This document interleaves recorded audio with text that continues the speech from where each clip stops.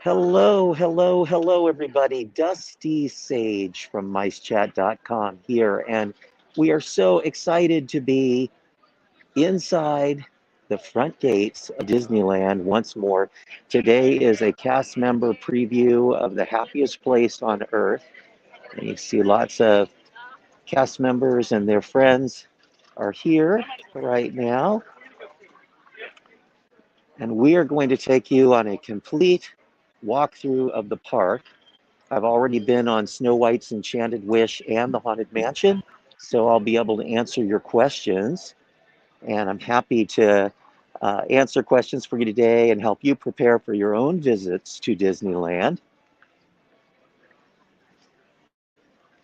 Just as we enter through the entry tunnel there, the very first poster you see is for Snow White's Enchanted Wish. And it was quite the controversial change when it was announced. People said, you know, it's an opening day attraction. They're changing it. Well, welcome. And I have some good news for you all. So we'll talk about that when we get to Fantasyland. Disneyana is open. Most of the shops have queues out front, but there aren't enough guests in the park right now for them to be needed. My guess is everybody comes in, and the first thing they want to do is ride a ride. So the shops aren't busy yet. On the train station platform there, Donald and Mickey and Minnie and Goofy, the four of the Fab Five.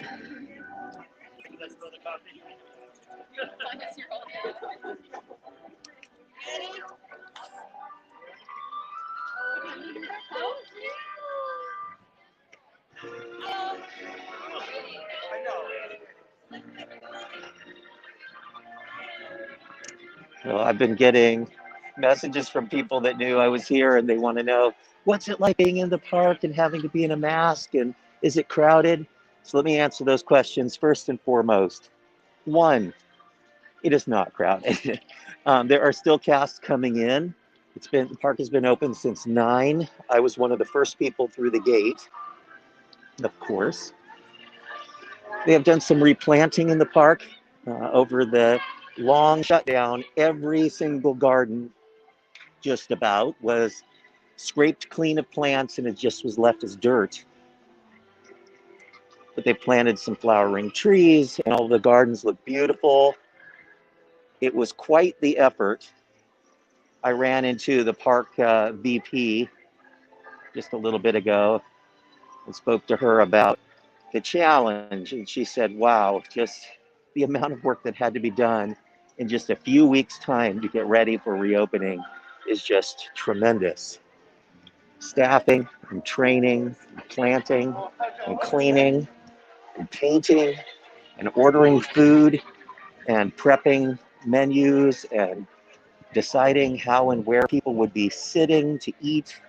And it an incredible amount of work. Just putting all of this tape on the ground for queue lines.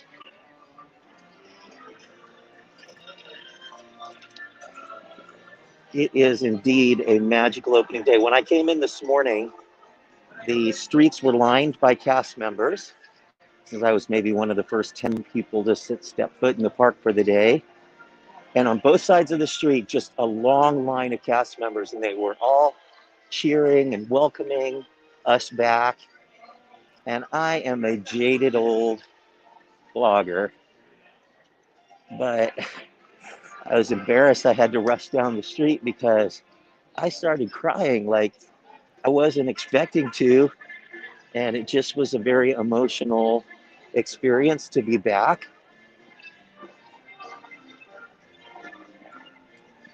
Just to be anywhere. So thankful and lucky to be able to be here and to be healthy and to be vaccinated. And so I'm not worried about being here at all. In fact, everybody that I'm with today has all been vaccinated, so everybody feels pretty comfortable. And we just heard that the CDC will be recommending that people do not need to wear their masks when they're outside. And I did ask a Disney person about that, a senior executive who is here today. and he said that he didn't think Disney would make any immediate changes. So let's look here real quick. There's the old corn dog cart. Long line, popular spot today. On this side of the street is Coke Corner, which is closed. Candy Palace is open. And then right there is Jolly Holiday. And I'd like to show you something because it's a little different.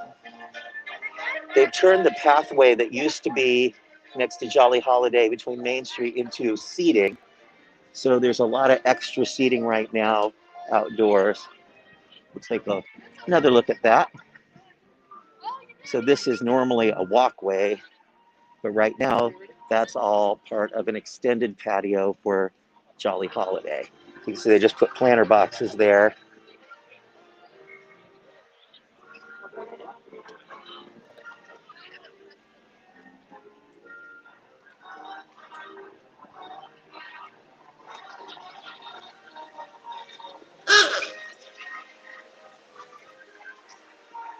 I miss those sounds, you know, the Disneyland noises.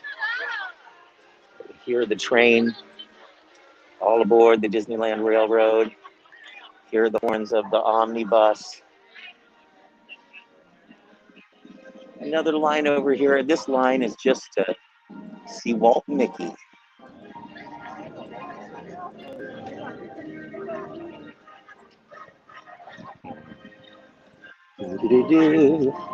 I know, I need a corn dog too. I'm walking towards Walt and Mickey here because Mickey looks a little different. But all of the little statues here have been polished. But notice that Mickey now, his face and his pants are kind of a brighter, polished bronze look, or gold even.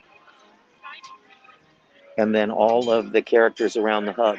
Remember, they used to be kind of a greenish brown, so they'd oxidized, and they've all been polished up.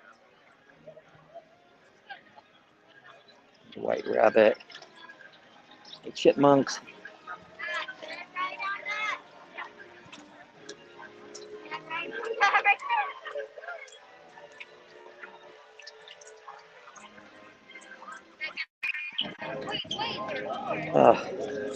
Horse-drawn carriage, fire truck.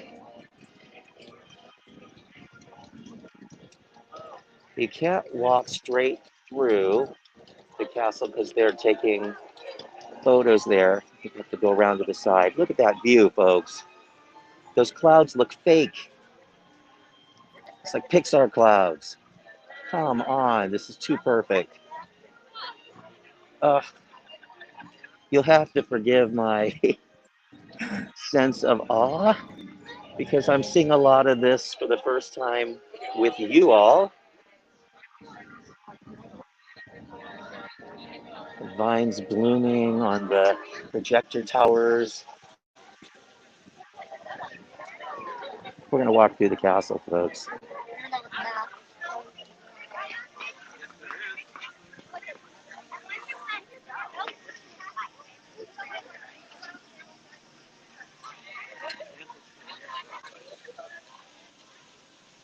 Not long now for those of you who are jealous that I am here.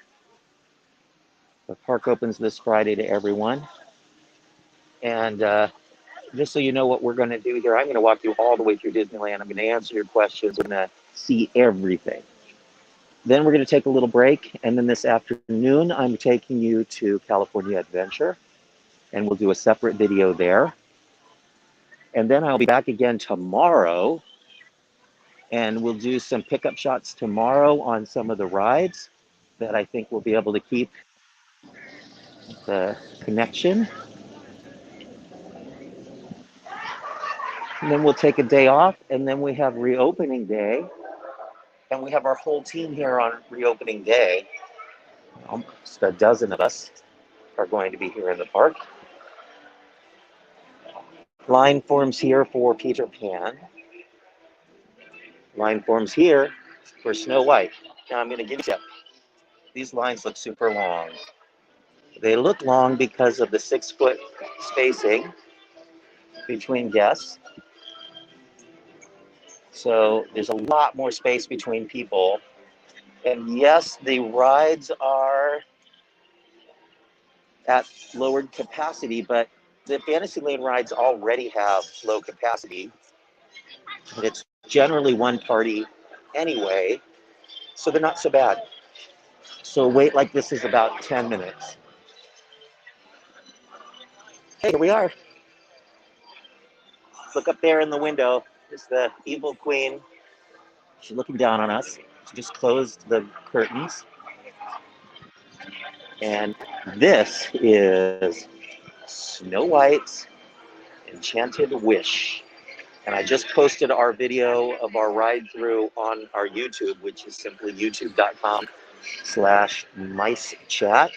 And you'll see the full ride through video there. And let me tell you, I was impressed.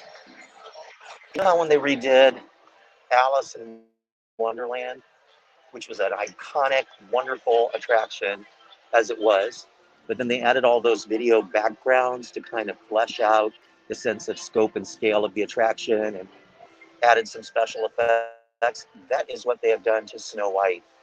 They have not removed the evil queen. She's still above the attraction. She is still in the attraction. She still offers you an apple. She still transforms. The mine is still there. It's still very dark. But throughout all of that, they have added this magic, this overlay of pixie dust and video backgrounds and just incredible detail. And then it transforms. So about the part of the ride where you used to go through that forest where the trees are getting you and there's crocodiles, it's very, very dark. That's about where it changes and starts to tell the rest of Snow White's story. So she's woken by true love's first kiss, I think is how they describe it. And then from there, we see her with her prince and the dwarves, and it's pretty magical. So it's a truly happy ending. It doesn't feel rushed. Remember the old ride was just drama, drama. Everything's trying to kill you. Dark, dark, dark. The witch is there with the boulder. She's going to kill you. Then she gets struck by lightning. The boulder falls on her and kills her. And then they all live happily ever after. And now it leads up. She's woken up, and then she's at the shining castle on the hill with her prince. And then the door opens, and truly they live happily ever after.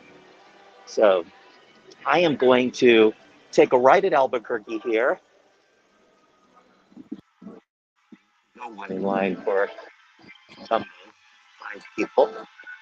And we're going to go up towards Toontown and then back and through Tomorrowland. And then I'm going to cut across the hub and take you through Adventureland, New Orleans Square, and we'll go through Galaxy's Edge. And then we're going to go back down the Big Thunder Trail through Frontierland and then back to Main Street. So we have a long voyage ahead of us. I'm just going to kind of give you a glimpse of the park here.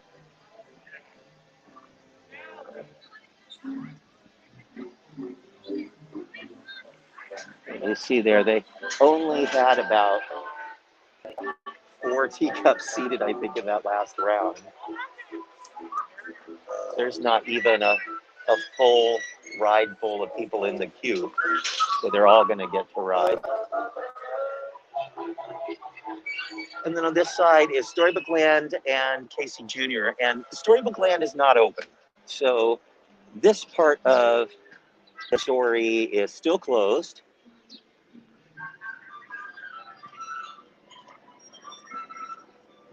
But up above is Casey Jr., and that is operating. So if you just have a need to see lots of little villages, ducks, and geese, look, there's some geese over there, you can. And normally you can't see the bottom of the lagoon. You see that rail that guides the boats. And I don't know that I've ever noticed it before because usually the water is dark. This is part of what they call the dark water system. And it runs through the park. It goes all the way to the Castle Moat, into Jungle Cruise, and then finally into the Rivers of America. So it's all part of the same system of dark water. There's a clear water system too, although most of the rides nowadays have their own filtration. But the dark water system seems to have been purged during the shutdown and it's still clear. They'll be adding lots of chemicals and things over time to make it a little murkier. The small world. Train going through the small world facade. And if you all would do me a little favor,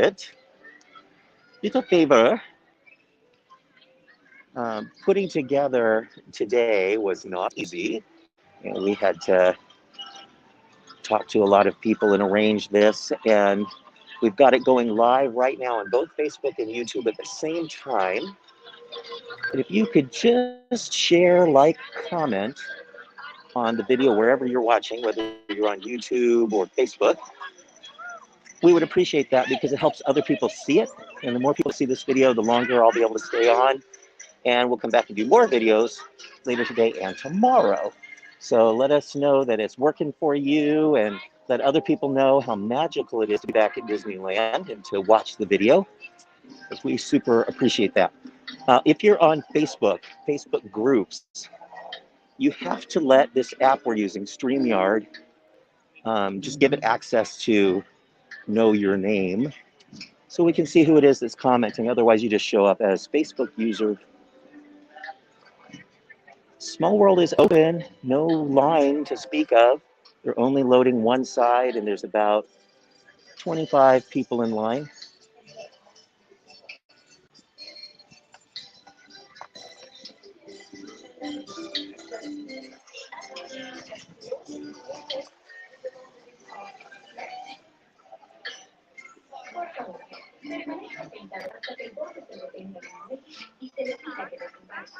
It's just kind of fun. I mean, I could get a chair and just sit here all day. They're not having guests enter directly into the shop. It's all the shops, so you see it just says exit right now. Normally you would exit the ride directly into the shop, but because of social distancing concerns, all shops have a single entrance so they can count the number of people inside. That's what's going on there.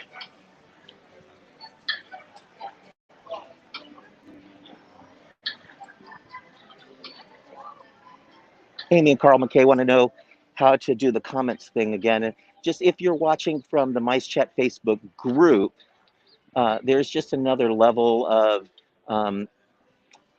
access you need to give the streaming service. And you may have seen a pop-up when you joined the stream that said, give us access. You can just click yes on that. And if you didn't, it's no problem. You just show up as Facebook user, and I'll still know you love me.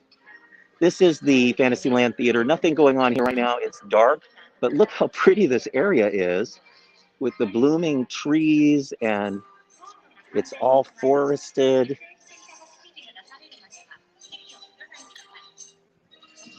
And I'm headed back to Toontown.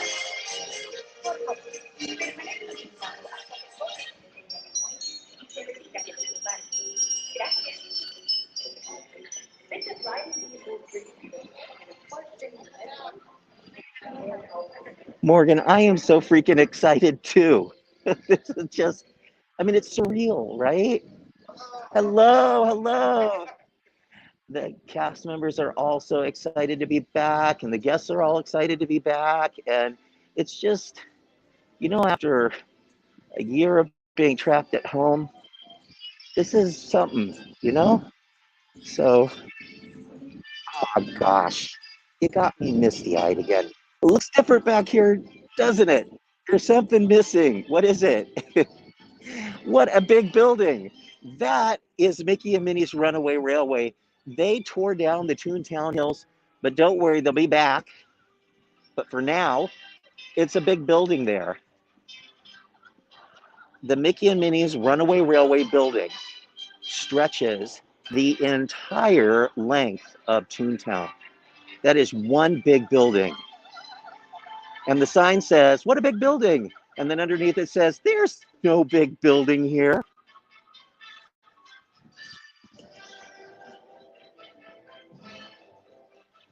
There's Roger Rabbit.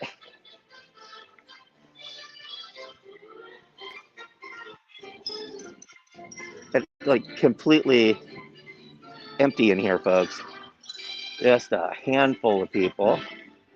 I do like the Roger Rabbit ride. Always thought it was clever. A little bit of portable hole.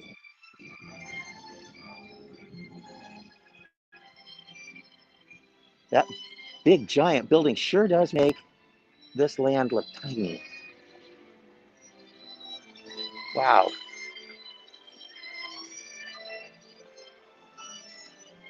Oh boy. So many things that you forget in a year. Like, I don't think about Toontown, but here I am in Toontown and I'm like fanboying. Pluto's over there sweeping.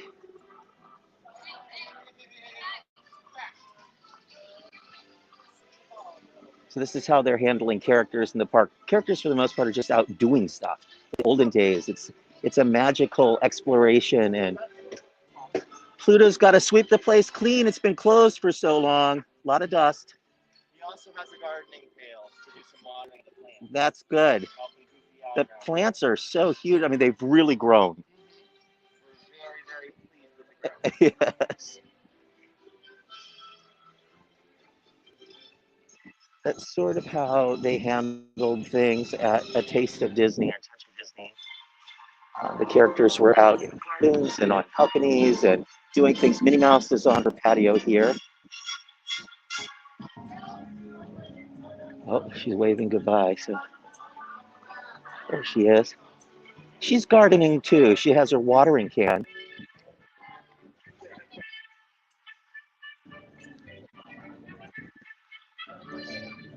That's pretty magical.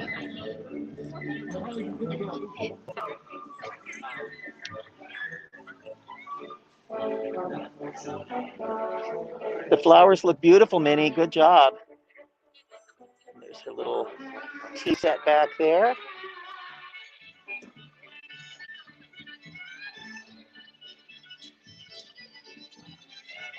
And this is Mickey's house. Mickey's house front door is closed. Of course, you wouldn't be going through these tight spaces with lots and lots of things to touch right now.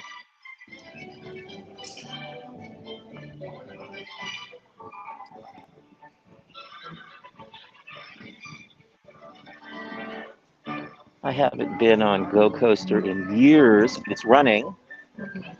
And there are two guests in line, or two guests on the ride. That's it. So if you wanted to ride Gadget's Go Coaster, they claim it's a 20-minute wait. It is not. The ride is only 30 seconds long, and there's no one in queue and two people on the ride. Not 20 minutes. Chip and Dale are fishing. They're using hot dogs as bait. Those chipmunks. But definitely, I would say don't skip Toontown. It's where all the characters are. It's awesome. Wow. It's so clever. That's Chip with the hot dog fishing pole. And Dale has a rubber chicken. This is clever. I have to say, I prefer this to getting in line and waiting for the characters. Because you get to see them actually being goofy, funny characters. Oh, now he's got the chicken on the line. He swapped it out. See if he can. What would you catch with a chicken? Hello, hello. Thank you. We're having a wonderful day. So you might be wondering about the mask and if it's bothering me or not. It doesn't bother me because I've been visiting theme parks and doing the festivals and so forth during the shutdown of the parks. And so we've been used to wearing masks. I will say the first time I had to spend a full day in a park with a mask was Walt Disney World when it reopened in July of last year. So that's how long Disney World's been open. And it was hot and it was humid. And I'd never had to spend a whole day in a mask before. And it was hard. And I didn't like it. But by the second day, I was so used to it that it didn't bother me. And by the end of our trip, I didn't even know if I had a mask on or not. It was fine. And now it doesn't bother me at all. I could be in this mask all day long. It wouldn't bother me. Here's my tip, though. I bring multiple masks. So if one starts to feel warm or itchy or whatever, I just swap it out. I keep one of the paper masks with me, but I also have the fabric ones, and it's easy.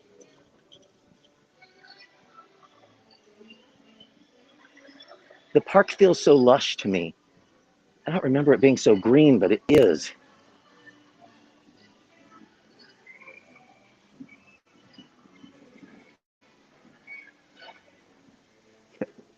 Tracy, Chicken Shark would have loved it if they had had something for the chipmunks to actually catch. The train is in the station right now, and they just yelled all aboard, so they're about ready to pull out. There's no one on the train. So before we are done with our journey today, I will make you this promise. If there's enough people watching to make it worthwhile, I am going to take you all on a ride on the Disneyland Railroad as kind of the kiss goodnight on this video. So hang in there with me, and we will make some magic.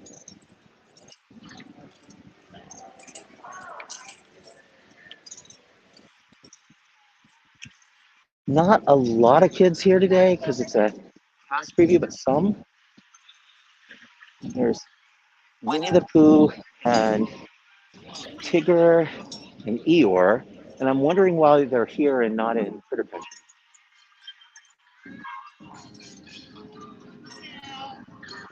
So you can see the way they're spaced out. It's easy for guests to just walk by and see them, and you don't need to get in any lines. And that's a big bonus, if you ask me. I think that it's kind of a really neat, magical way to see the characters. And if I wanted, I could take a selfie real easy and just turn around, and there'd be characters behind me.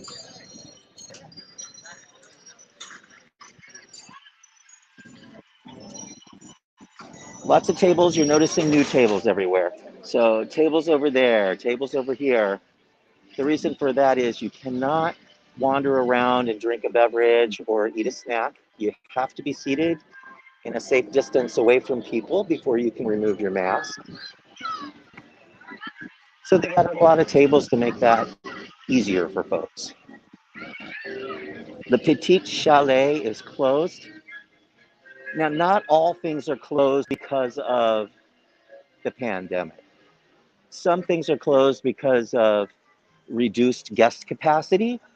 So some things are closed because they have tight spaces. It's difficult for cast members, or it would be difficult for guests to safely keep their distance. But some things are simply closed for capacity reasons. And they will open at a later date. That is particularly true of the restaurants. We're going to see them ramping up. This long wall here, that is Matterhorn. It is under refurbishment. There it is there. Good view of Matterhorn and a long wall. I'm going to walk here in the former smoking area. There are no smoking areas left in Disneyland. And we can see the Autopia. Autopia is an interesting attraction because if there's not enough people riding it, the cars back up in the loading station, and then it's hard for them to get people on. So they have to pull cars off of the ride on days like this. You can see we've been here quite a while and we haven't seen a single car come through, but it is open. And it's forested. This is really grown up lovely. When they first opened this new version of Autopia, the one sponsored by Chevron with the talking cars, they just planted little tiny plants everywhere, and it looked so sparse. And I remember commenting on that on one of our forum posts, and somebody said, "Oh, just wait a few years and it'll look overgrown, and then you'll be saying it's overgrown." And true enough, now it's overgrown, but I like it that way. And I hear water running because we are near the front side of water for the submarines, which obviously are not operating. And I would like to propose an idea to you all about the submarines. Wait for it. One more Matterhorn shot here.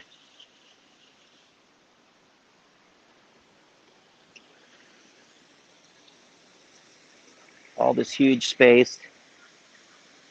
Now, I love the subs, but they have a problem.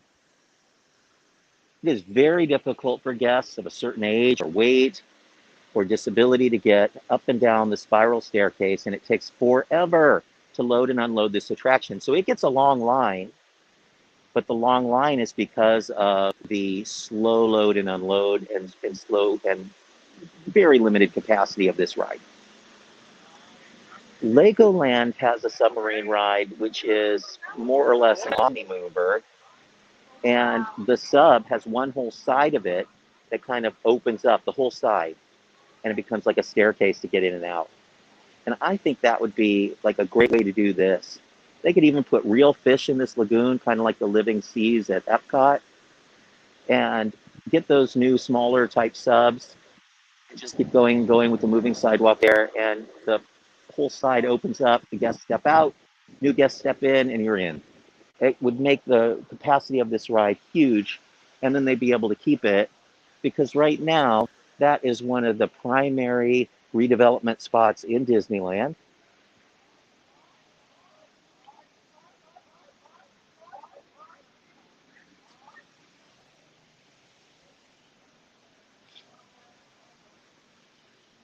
So many different Imagineers have pitched projects for this area where the Autopia and the submarines are. For a while, it was going to Galaxy's Edge. They were going to take over Tomorrowland, or at least most of Tomorrowland, and they would take the submarine lagoon all the way up to Small World and Autopia and the Innovations building and turn that into Star Wars Land. But thankfully, they ended up building it the back of the park in a space that really wasn't used for a theme park before. So I would have loved to have seen that in its own park or at California Adventure. At least they didn't get rid of Tomorrowland, but Tomorrowland could really use something. So they're talking here about mobile order, which is how you will order your food when you come back. And you can scan the QR code there to order, or you can order in your app. And just a tip, on a regular day, dining will be very difficult during busy dine time. So like noon, it's going to be hard to get a spot to eat. So rather than wait, as soon as you enter the park, go into your Disneyland app, find a restaurant you want to eat at, pick a time that's available that works for you, order your food, and then when your window opens up to retrieve it, tap "I'm here," and then you'll be able to get your food. When we were in Florida, we found out the hard way that if you wait until you're hungry, it just ruins your trip because you're never able to eat when you're hungry, unless you plan it in advance. A little washing station here, a sink. You keep your hands washed. Use hand sanitizer all day long, and sometimes it leaves a residue.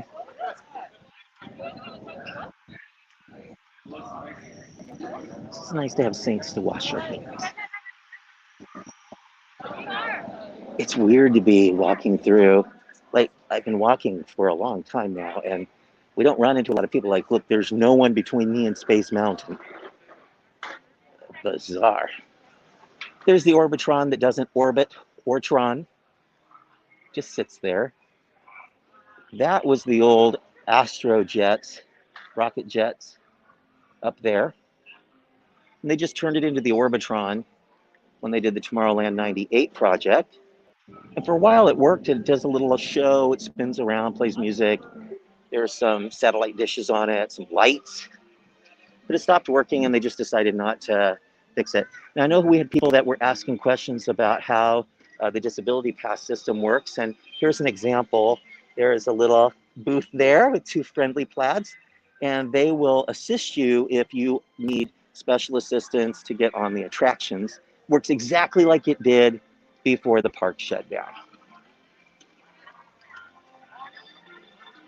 Alien Pizza Planet. If you need really bad pasta and pizza, this is your spot. my least favorite restaurant in the park. I like the location, and I love the back patio. 10-minute wait for Space Mountain, folks. 10 minutes. Crazy. I'm just going to show you this back patio of Pizza Planet. See if it's open because that is such a great shady spot. Hello. It's hard to tell because there's no one here. But this is all open air, so I think technically this is outdoor dining. And it's shaded and air conditioned back here, even though it's opened up. So it'd be a great spot. We do think that Disney is going to begin indoor dining soon. The next round of restaurants to open, this hasn't been announced yet, but we know a lot of casts that have been called back, is for restaurants like Blue Bayou and Club 33. And we think that by mid-May, that there'll be indoor dining in those locations. And that'll help a lot with capacity.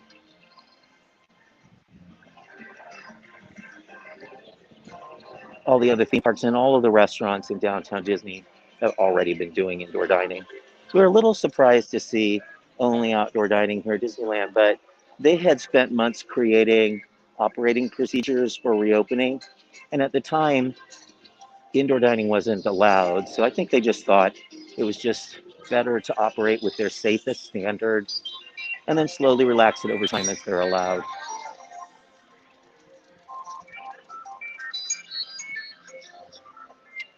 See example there, enter here. That's the entrance for the shop. And then they'll have an exit there on that side where they could keep track of people coming and going. Nothing happening on the People Mover track, sadly. It's just slowly decaying. Sad, sad, sad. What would you like to see go there? Tear it down? Bring back something new, a new version of the People Mover? Maybe something themed to The Incredibles, those little pods that they had. Or Zootopia. Fastpass machines are all covered up there. We won't be having Fastpass for quite some time. And quite frankly, when waits are this short, you don't want Fastpass. Buzz Lightyear is a 5-minute wait, but it's not open. So there it says standby for Astro Blasters, 5 minutes. And then I look over here and the door is closed up. I didn't think they would have that open because you have to use those guns and touch everything. So you don't want kids touching those guns and then rubbing their eyes afterwards. No one in queue for Astro Orbiter. Empty queue here. No one in line, just people on the ride itself. So you get in line, you load, and that's it. That makes for a great day. And a lot of people saying, I don't want to pay all that money to go to Disneyland with half the rides closed and half the shops and half the restaurants. Let me tell you why you do want to come. If you're a big theme park fan, no waits. Low waits.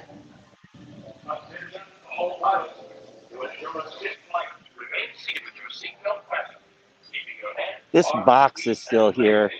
Remember, there used to be those big giant kind of rust-colored French fry rocks here at the front of Tomorrowland, and they removed those as part of Project Stardust. Project Stardust was a project to reshape pathways and kind of whittle down the size of gardens to make more room for guests to walk, because Star Wars Galaxy's Edge was going to be so popular that the park was going to be so packed with guests that in order for people to move around, they were going to have to widen all the pathways. And so they did. They widened all the pathways in the park. They chopped up a lot of gardens. They removed trees. They planted new things in new places to accommodate more guests. And Star Wars Land opened, and the guests didn't show up. And then Rise of Resistance opened in January of last year.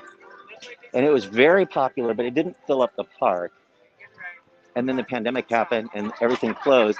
And now they're operating the parks at 25% capacity or less. And they chopped up all of those beautiful gardens for nothing. So that always the way. It's kind of like gambling when you make a decision like that.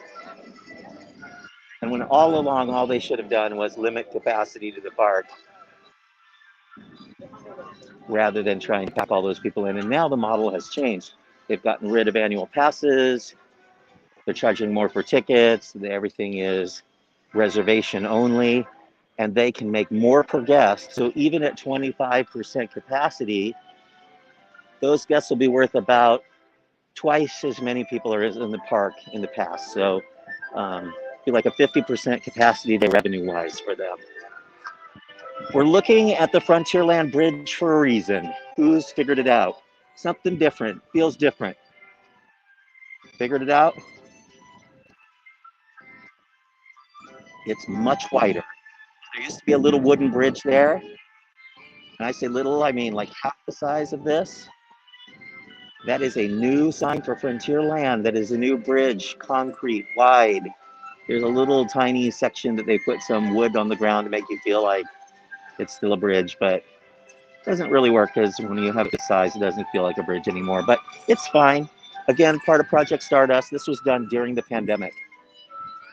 They also repaved, so all of these bricks that you see all the way around are fairly new. We started this project just before the shutdown.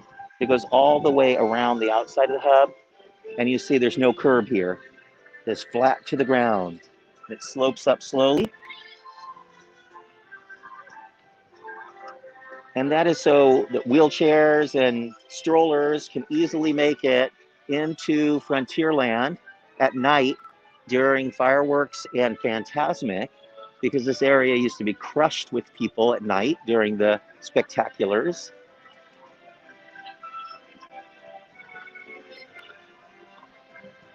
So how y'all doing? You holding up okay there on this long walk?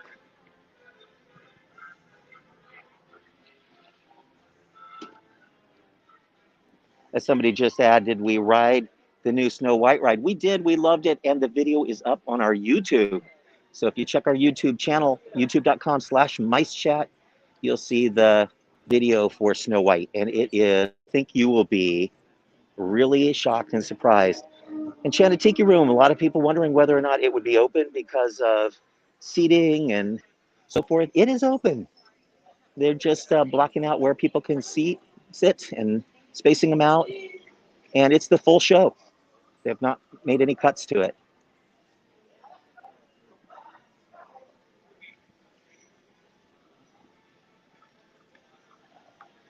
Can you believe that? We are almost 45 minutes into this video, and we have half of a park still to see. Everybody complains that Disneyland is so little compared to Walt Disney World. And it is smaller space-wise, but there's so much more to see at Disneyland than there is at the Magic Kingdom. And that is not even up for debate, because there are as many rides in Disneyland and California Adventure combined as there are in the 4 parks at Walt Disney World combined. So here you just go from attraction to attraction to attraction all the way around, like everything touching each other. In Disney World, everything's separated way out. So they do have a lot more land to socially distance people and so forth than Disneyland does. Disneyland has more rides, which means the waits here are going to be a little more reasonable when you visit, because there are more attractions for people to stretch out and see. And we do have a little tip for you. And that is, do not follow the crowds. If everybody is rushing to Snow White, go do something else. Because of low waits, people are going to be able to do most of the things they want to do pretty quickly, and then they're going to leave the parks. So by early afternoon, we're going to see the ride waits drop significantly. They're already low. So if everybody does Snow White and Haunted Mansion as soon as they arrive, then the wait for Haunted Mansion and Snow White should drop significantly in the afternoon. We were just over at Space Mountain. It had a 10-minute wait. But this morning, everyone was riding the new stuff, and Space Mountain had zero wait. No wait. So check that Disneyland app, look at the wait times, and remember that everything is inflated. We saw that one attraction that said it was a 20-minute wait, and there were 5 people waiting. So you definitely do not believe that the wait times are as long as they are. But if you see a relatively short wait, you know it's very short. Here is the Bangville Barbecue open. Indiana Jones also open. But they're doing outdoor queuing. See if we can just take a look at the exit just to show you the queue. Thank you. Nice to see you. So everybody queues up outside now, and then you just walk straight through to the Jeeps. So instead of queuing people up indoors, they're queuing them up outdoors, which keeps it safe. State rule is no indoor queuing, and rides have to be less than 15 minutes in length.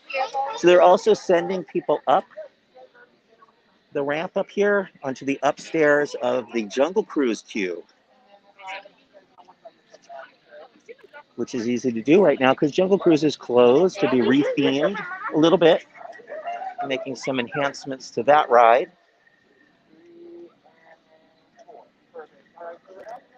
You can read all about that on Mice Chat, but essentially they've given it a new storyline. It's tied into the Society of Adventurers and Explorers, and there's new characters, and a party of adventurers has capsized somewhere in the Amazon, and we set off to find them. So some new jokes. A lot of the old scenes are still there, just new context with the new storyline. And some of the scenes have been replaced for the new storyline. Some of the characters in the ride are sort of tied into the Skipper's Canteen, which is a restaurant over at Walt Disney World across from their Jungle Cruise. And there is some talk that we might get a Skipper Canteen or something similar to it here at some point, and I would love that. Anytime there's an establishment with a lot of backstory that ties into an attraction or a greater narrative, I love that. So we are just above Pirates. People down there, those little people, are entering underneath us. We're on the bridge into New Orleans Square, and right there, there she blows. There she blows. Pirates of the Caribbean. And here's how they're queuing. You can still go right or left. And then they hold you before going inside because, again, no indoor queuing. So they're sending, parties in as their boats are ready. So you won't wait more than a few seconds before you load a boat. They're sending lots of boats empty. The reason for that, we talked about this 15-minute time limit for rides. There are really just a couple rides in the park that they have to worry about. And one of those is Rise of the Resistance. The other one is Pirates of the Caribbean. Both can easily back up. Rise of the Resistance end to end is about a 22-minute experience. Long line for Pirates. But again, people spaced out is the reason for that. And low boat capacity. So in Fantasyland, we found that long lines meant fast wait because Fantasyland already has little tiny ride vehicles. So if you're a party of 4, you can all fit in one vehicle, you're fine. No other parties would ride with you anyway. But in boat rides like Small World and Pirates, they have to keep 2 rows empty between parties. And if one of those parties is a party of 1, so you've got one person in the front, and they have a couple rows empty, and you have another party of like 2, you have 3 people in a boat. Blue Bayou is closed still. That's my reflection there. It's a little dusty cameo. It's all you're going to see of me. And the dress shop here is closed, and the windows blacked out. So it could be retheming that one when it reopens. Crystal Shop is reopened. They're a concessionaire. They're not owned by or run by Disney. And we are across from Club 33, which is still closed. There.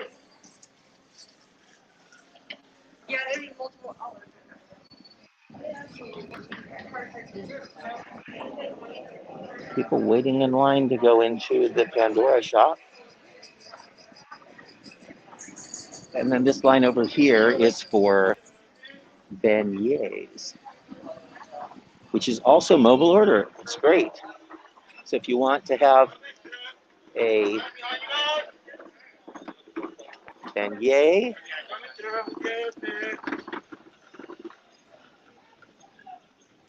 or a mint julep,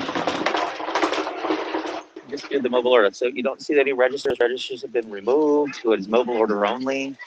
And then when your time is ready, you just show the cast member here your phone that you've already paid, and then it's your time to pick up. And they send you to a window, and you pick up food. So it's quite a bit different than it was before. There used to be 2 registers right where we're standing. It does result in people just standing around waiting for their turn to be called up to the window,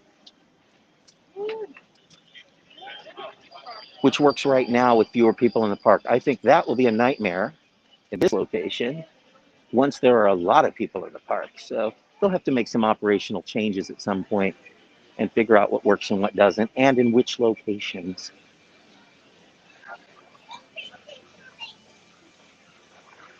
Keep running into the train everywhere we go. Still not busy. You know what is busy? Haunted Mansion. Everybody wants to see the changes here at Haunted Mansion. I rode this morning, and it's the same. They added something new in the queue that we're very excited about. Miss April December. She was a transforming portrait in the portrait gallery that people loved. She was I think it was the last portrait you saw before the busts that follow your stare. And she was removed in one of the refurbishments when they started making the portraits strobe during the lightning. So before all the portraits would slowly change from one look to another. And then they changed it so that you would only see their altered look during the lightning. So the lightning would flash, and in the flash, you would see kind of the demonic form of each painting, which is really cool. But they removed April December during that time. Well, she's back. They have redone the load area for disabled guests to better accommodate wheelchairs and people that need to load slowly. They've completely reconfigured that load room. And in the process, they decided to make some enhancements for other guests to turn your eye away from the people that are loading and leaving wheelchairs. They placed some really cool new effects on the wall. So now we have April, December in a new spot right before you load on your right-hand side. There's the Columbia in the dock. And there's some new lighting fixtures there and a one-eyed cat. A very spooky one-eyed cat. It says here that Splash Mountain is a 5-minute wait.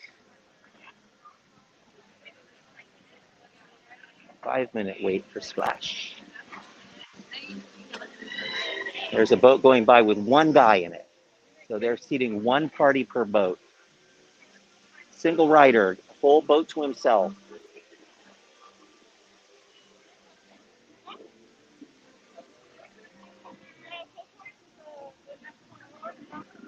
Another attraction slated for a big change. We're not going to have Splash Mountain much longer. This becomes Princess and the Frog. Pretty easy fit. It's a bayou-themed attraction in a bayou-themed attraction. So really just swapping the characters out, changing the scenes in the ride. But the flume is going to remain the same, making a few changes to the exterior, but it's still going to look remarkably the same. And it is possible that we may get a Tiana's Place rethemed to Hungry Bear. No canoes, so labor intensive with the skipper in the boat with guests, and then you wouldn't be able to have guests in every row, so it would make it really hard to paddle. So these will be closed for a little while. Same with Tom Sawyer's Island. No boats to Tom Sawyer's Island. Not yet. I think eventually we'll see Tom Sawyer's Island return, but again, the problem is packing people onto the boats to get them to and from Tom Sawyer's Island.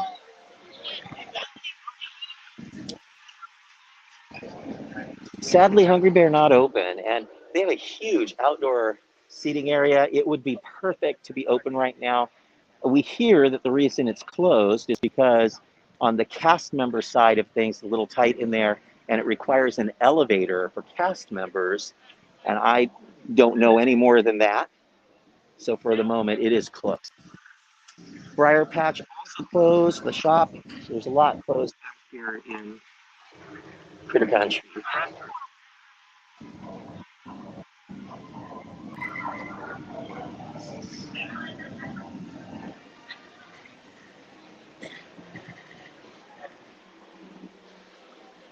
Bill wants to know if they're going to change Splash Pad. They started on it.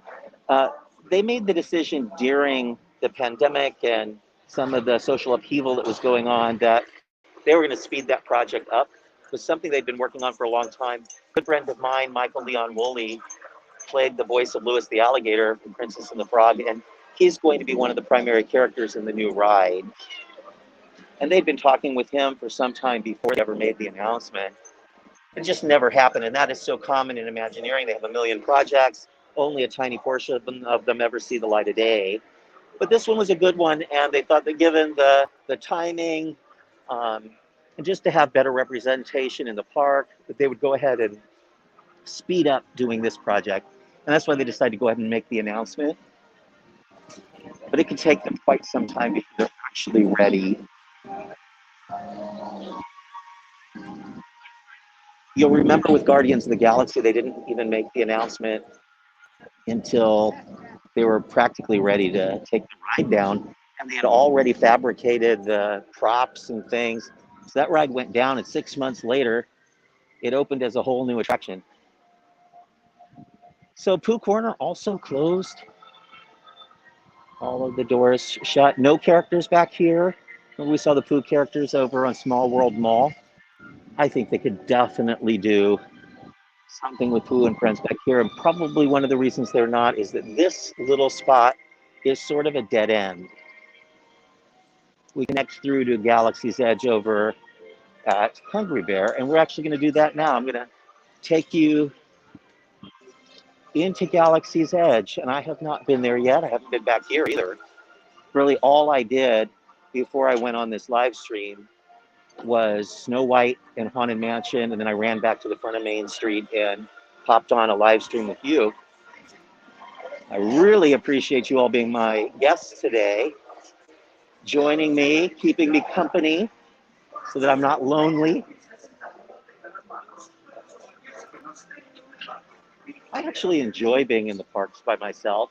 For a long time, I felt like, oh, I have to find somebody to go with me to the park. You know, I don't want to be alone. When you go by yourself, you can do anything you want. You want to sit down and watch boats go by, you can do that. You don't have to worry about boring the other person. And when I'm on these videos, I can bore 1,000 of you all at the same time.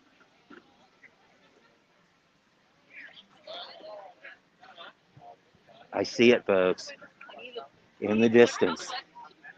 Foreboding rocks, a black spire outpost.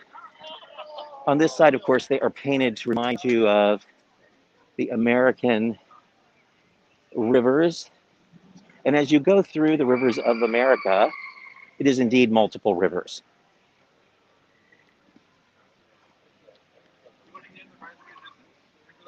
So you'll see a change in scenery as you go through different tribes of Indians. What is left of the fort, they actually tore down the old fort that was there. Somebody was injured. It was kind of rotting, decaying. And instead of rebuilding it, they just kind of built this shell of a fort. And it's only there for a Phantasmic. They keep some Phantasmic props, and it's a dressing room for the cast. We have scaly babies. We have fur babies. There is a fuel rod machine back here next to the restrooms underneath Big Thunder. And it's that machine in the far back there you see on the wall. And fuel rods are being stocked. A lot of people asking, you know, if I have to use the Disneyland app to make mobile reservations and check ride times, etc., it's going to drain the battery on my phone, and it will. So if you have fuel rod, you can just swap them out. It only gives you about a half a phone charge, but since you can replace it as often as you want, that's not such a bad deal. A couple of years ago, Fuel Rod announced that they were going to change their business model. And even though they said that they were going to offer free swapping for life, they started charging for swapping. And there was a huge backlash. Now, they are indeed charging for swapping at Universal Studios and at SeaWorld and at the zoo and at airports. But at Disneyland, it's still included for now. And you can, if you were an original member of Fuel Rod and you still have a receipt in your email, you can write to Fuel Rod and they will make you a, I can't remember the name for it. I'm going to call it legacy member of Fuel Rod, and you get free swaps. So what is all this mumbo jumbo? Normally this is a walkway. Right now it is a queue line for Rise of the Resistance. And the reason for this long line is that you cannot hold guests inside of an attraction, which we talked about over Pirates. But on this ride, the line is part of the attraction. So once you're inside the indoor portion of the queue, it is show scene, show scene, show scene in the queue. So very important, but you can't do that right now. So they're holding guests outdoors. It looks like the ride is actually down at the moment.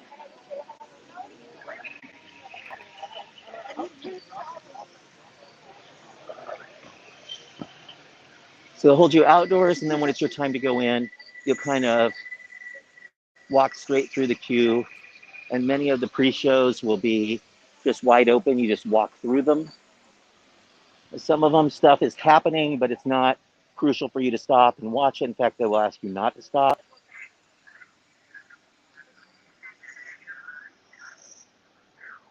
And this is what happens when Rise goes down and people are packed in a semicircle and they're waiting for the ride to reopen. 7 o'clock this morning, you could make a Rise of the Resistance boarding pass reservation.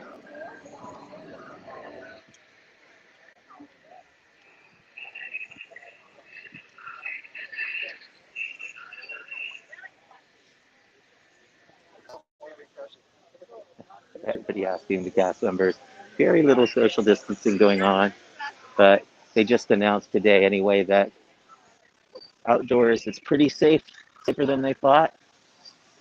And since I'm vaccinated, I've decided not to worry so much. I used to get so uncomfortable, and I am still very careful, always wear my mask, use hand sanitizer, etc. But I'm feeling so much more confident going out now that I've been vaccinated. And for those of you watching from out of state, you can't buy tickets yet to Disneyland because the state is blocking the sale of tickets to people from out of state, except they secretly snuck in a new kind of softening of that rule last week, and they decided that vaccinated tourists from out of state can visit activities in the state, and that does apply to theme parks. SeaWorld immediately started selling tickets.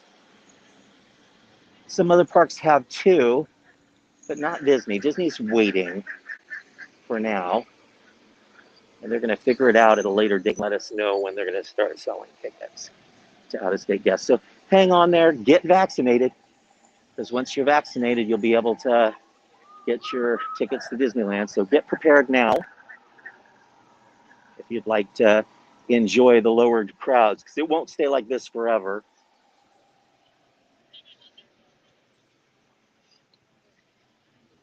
Where we are in California is almost in the yellow tier. And once we hit yellow tier, Disneyland can go from 25% capacity where they are now to 35% capacity, and then it starts feeling busier pretty quick. So enjoy it while you can. Now, I believe that this is one-way entry into the marketplace, so you might as well enter and see it, right? We're here.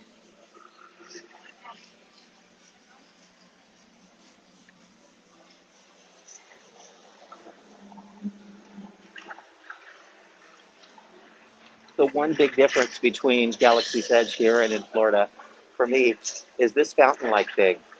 We have a big giant one here, and they have a little teeny tiny version of it in the marketplace in Florida. Other than that, the marketplace is, if you took photos, you wouldn't know where you were. You could be in Florida or California, but this tells me where I am. I hear the Dianaga over here bubbling away above the fountain. Let's see what happens if we press the button. Do that with my knee. No, it didn't work.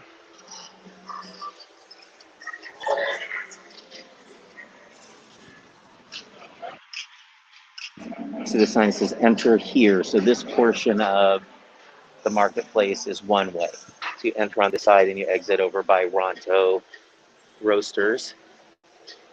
And they just created a wall by putting some more props. They have tons of these barrels and cases and things all over the place backstage. And they pull them out to merchandise events and use them for decorating. Like, it's the easiest way to decorate in the world. If I had a Star Wars theme in my home, it would be so much easier to decorate. We're going to walk into. Thank you. This is the Creature Shop. They've kind of cleared things up to make it easier to kind of get in and look at things. And again, wait here before you go in, kind of a situation. And then every store has like a greeter to make sure that they're not over capacity. Over here at the toy shop, Toydarian, they've made a lot of changes. They used to have some big cases here in the front. Now they have little tiny, like basket things. And that's just to make it easier for people to walk in. Marketplace is a great place to shop right now because it's kind of all open air. They are controlling the number of people coming and going. Popcorn Katsuka Kettle is closed.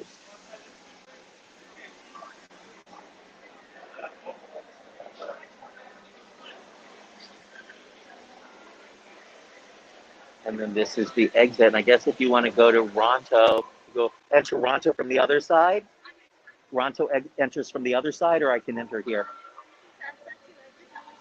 and around. Thank you, appreciate it. So what they're doing there is you exit just before you get to Ronto, and then you have to go down like I am now, and then back up. But I see Chewy, so we're going to take a different path. I'm so easily distracted. Ooh, something shiny. Ooh, something shiny. Is it V or Vi Marathi up there with the blue hair? And Chewy.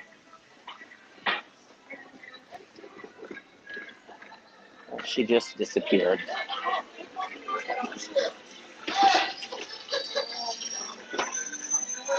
Of course, this is the shop for the land speeders.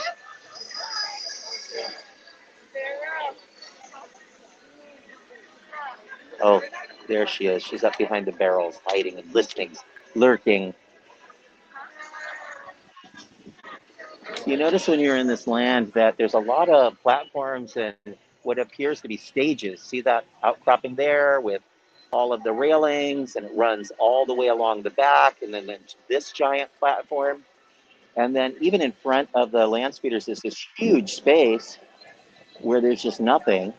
And the reason for that is these were all stages, real stages that were built for the stunt shows that were planned for this land and canceled due to expense before the land opened. But they ended up getting built into the land. So that's how long into the process they were still planning it. The droid shop is open. actually. I'm going to double check that for you. I don't want to just say that and then not be accurate. It's open.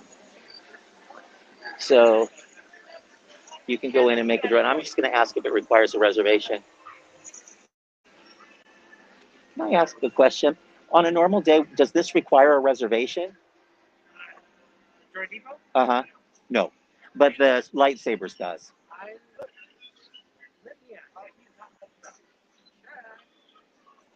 And then, oh, no, don't worry about asking. It's okay. Yeah.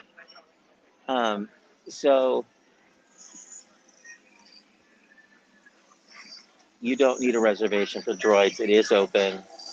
We hear that the procedures in there are a little different because normally you could go through and touch every item and pick it up off the conveyor belt. I think you now have to tell them which ones you want and they pick it out for you.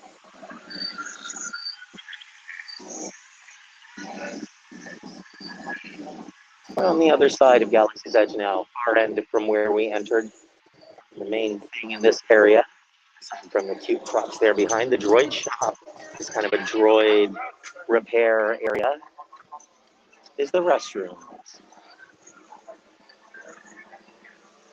And when you're in these restrooms, you also hear the music from the cantina. We're on the not the resistance, but the, what do they call these guys?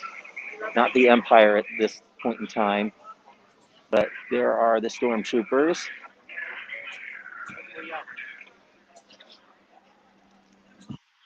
Kylo behind them.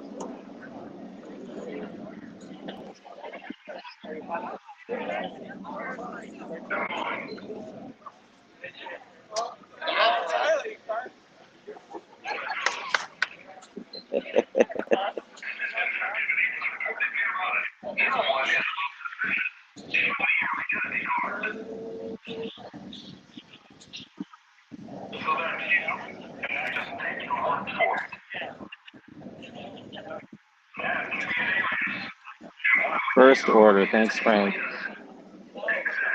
It hurts my brain when I have something on the tip of my brain and I can't remember. Uh, Looks like the milk stand is open and it is also mobile order. So when this land opened, they didn't want Disneyland things in this land. It had to all be Star Wars themed, but they're very clearly Disneyland mobile order signage, but easier. Do you like the blue milk or the green milk? And these cool droid Coca-Cola carts are still open. These details in Galaxy's Edge. This person's house here with the stairs that are all lopsided, and then there's the mobile over the door, mobile. And another one, this door as well, kind of like a wind chiming type thing.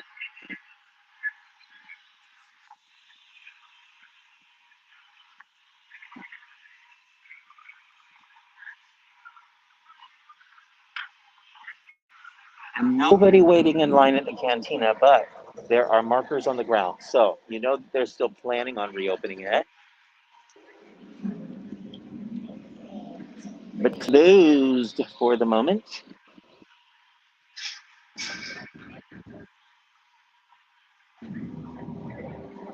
There's that's the Millennium. The first time I was here, I got to take a little preview of this land before it opened to the public. When this was still under construction, it was a hard hat tour. And I was here with the park VP and a PR person. And we just did a walkthrough. And I remember getting to this point, and I stopped, and they're like, "Oh, keep going." And I couldn't walk. You know, I grew up with Star Wars. I'm a child of that era, the original Star Wars films. And just seeing the Millennium Falcon life-size in front of me was more than I expected. And it was incredible. And so I have a very soft spot for this little space in the park.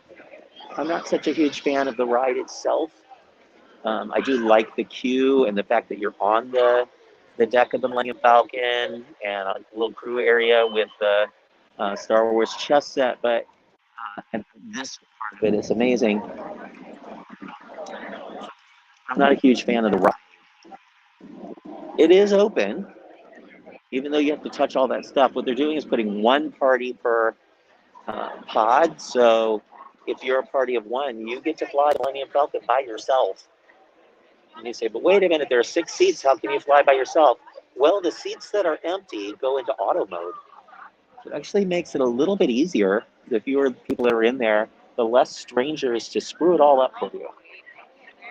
They have people queuing outside. So there's a lot of big switchback going on underneath the Millennium Falcon, around the back there. And then once you go inside, they've been sending people up the Fastpass ramp. I'm going to take a side route up to show you all kind of a cool thing. Got somebody in a wheelchair there blowing their horn. Folks exiting from the ride. There's a little ramp on the side of the marketplace area as you go up towards Docking Bay 7. It's kind of in just a little out-of-way space. It was built for wheelchairs and strollers for ADA access, but I just like the way it feels. So you're kind of underneath this mountain of the ride.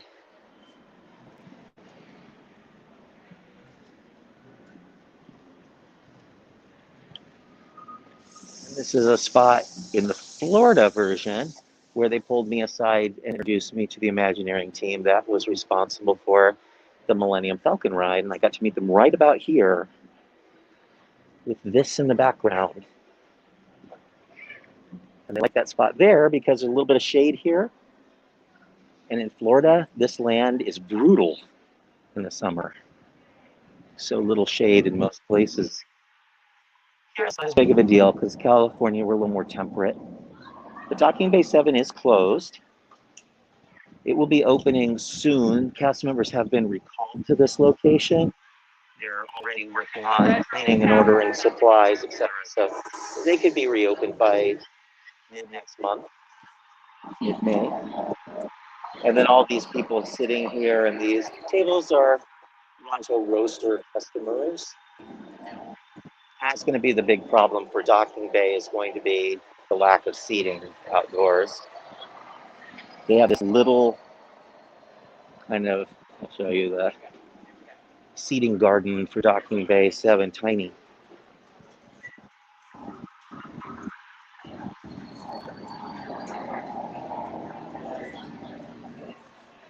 A nice little patio, but again, just a little patio. They need more room than that to seat people. So they might be hoping that they can do indoor dining by the time they open. And this is where Ronto Roasters is. And it is open back there, and it is mobile order. So his mobile phone to her, she saw that his order was ready and let him in. 100%, you need to know how to mobile order right now.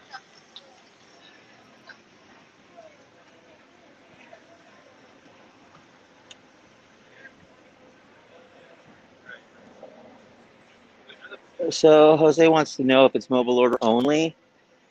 There are ways around mobile order in most locations. They still have either one register or somebody with an iPad who can help you out, but not everywhere. Some places are, in fact, mobile order only. And during the festival that they just completed, the last few days, they tested mobile order only for all of the food booths. Did not go great. The ordering part is not so much the problem, it's the I'm here part. You click I'm here to let them know that you've arrived, but you don't go straight to the window to get your food. They then let you know, they start preparing your order then, conceivably.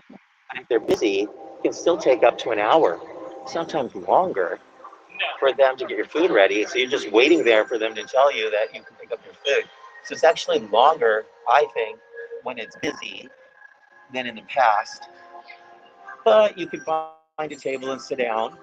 Just takes tables away from people who have food.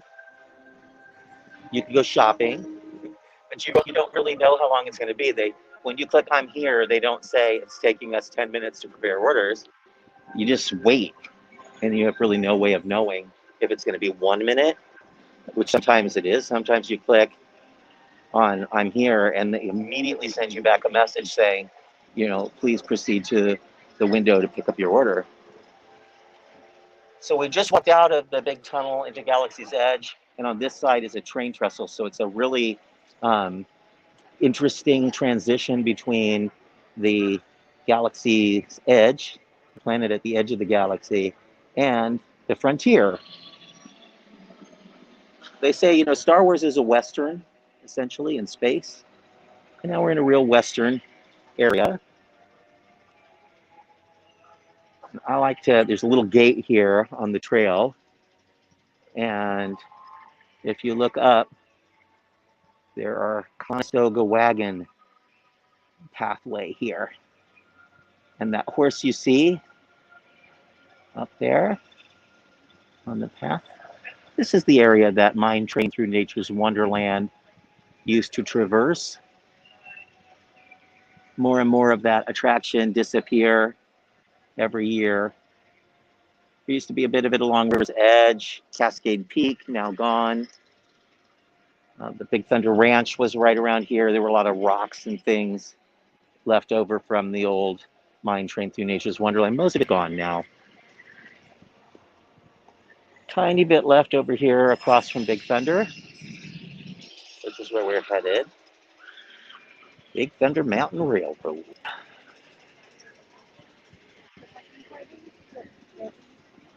One of my favorite coasters ever.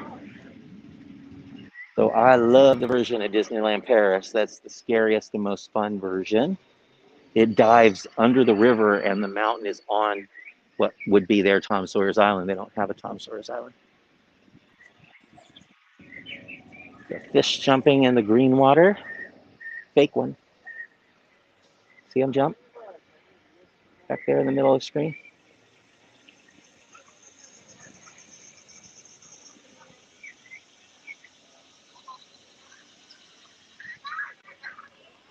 And there we are. Big Thunder. We got a train coming right now.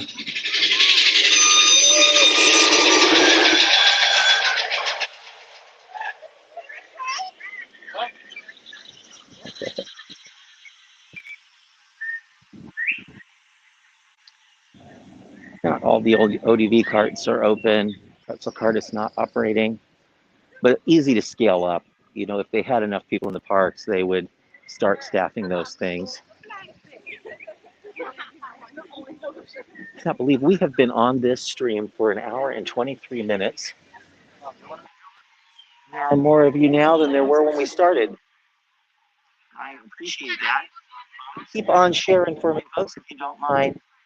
Leaving a thumbs up or a heart or sharing. Super helpful, and I will take you all on the train as a reward. So thank you. I'm looking over towards the Golden Horseshoe, and there are some characters up there. I think they were from Saludos Amigos, the birds, and there are Dapper Dans up there, it looks like.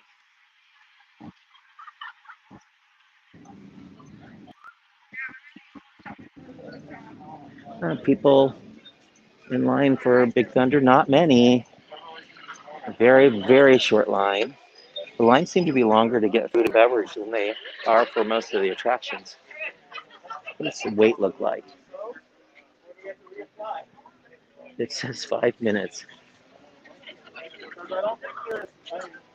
5 minutes. That's a long wait, 5 minutes.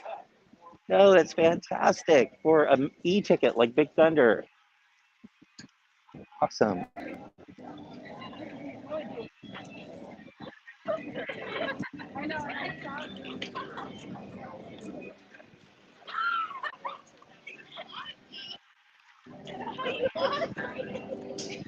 That's Panchito.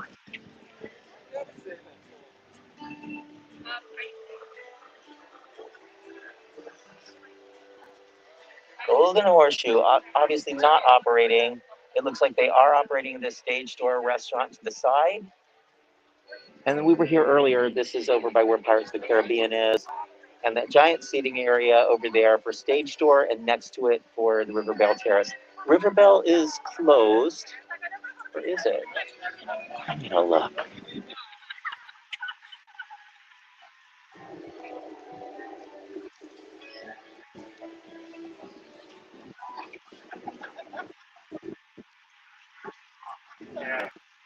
I know that Cafe Orleans is open, and also the Market. Nope, they are open here at Riverbell. I think these are the two table service restaurants then. And some people waiting there to go in. You do need a reservation, or you need to be on a mobile wait list. Some people were lamenting the fact that they didn't realize that reservations for the table service restaurants had gone available and everything filled up right away. But if you're willing to gamble on it, you can put yourself on a virtual waiting list after you enter the park, and they will let you know if they've got a table for you. And it worked for us at A Touch of Disney. We did it both times we went, and were able to get into Lamplight Lounge both times. One of my favorite restaurants.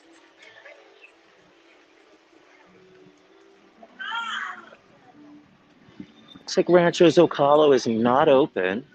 Nobody's sitting over there. Again, curious, since there is so much outdoor seating there.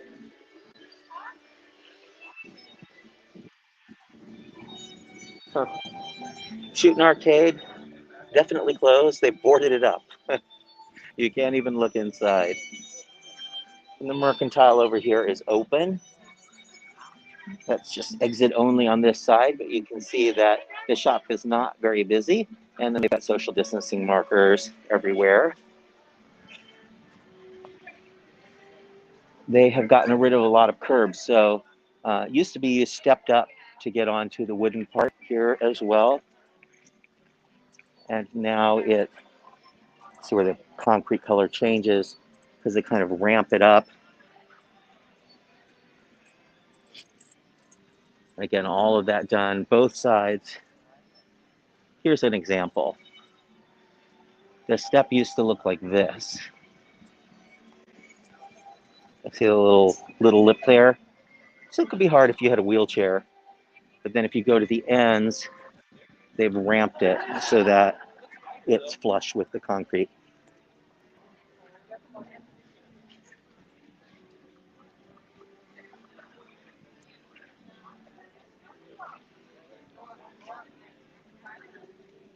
So if you're getting sad because you think that this video is about to come to an end, I still have a treat for you.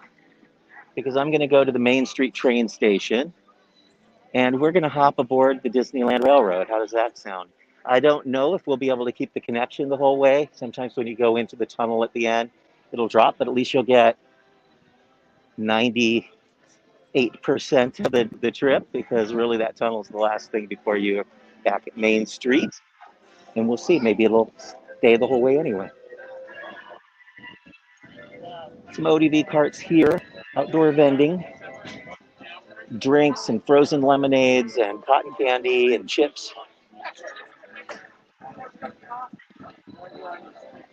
And there's Jolly Holiday, definitely open, and they have all this new additional seating. Again, some strange choices because they have so much seating out at Plaza Inn, which is also open.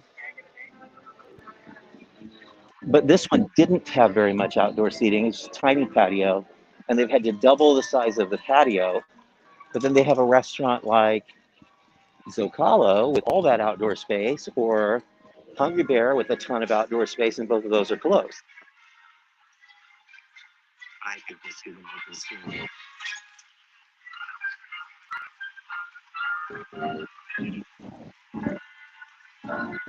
Eddie, when the park officially opens on Friday, they are allowed to be 25% capacity. However, We don't think they'll be at a full 25%. I think they'll be closer to 20%, at least at the opening, because it will take them a little while to ramp up. They are still really short-staffed. They were trying to call back 10,000 employees, and they're still doing new hire trainings every day because they weren't able to meet their target. So we expect them to stay kind of low capacity for a couple of weeks and slowly ramp those numbers up. And you'll already see that certain days on the calendar for park reservations will show as full, and then you'll go the next day and all of a sudden it's available again. Part of that is because they have been reserving some capacity to add to the system. You see here, Carnation Cafe is not open, and they have sent those tables elsewhere. Tables are in demand. And then when they close the restrooms, they put a sign out saying they're closed for deep cleaning, just to let you know they're really cleaning.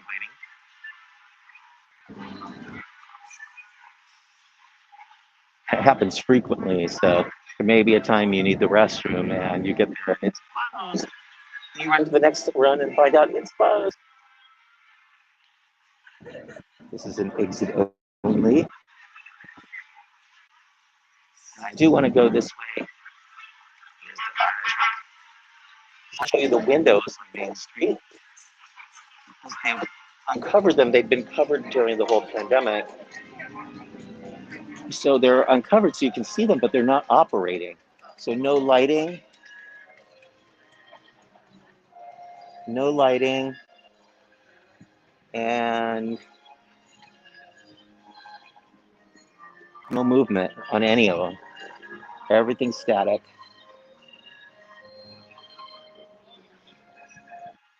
Don't know why, but hopefully they'll be able to get that fixed.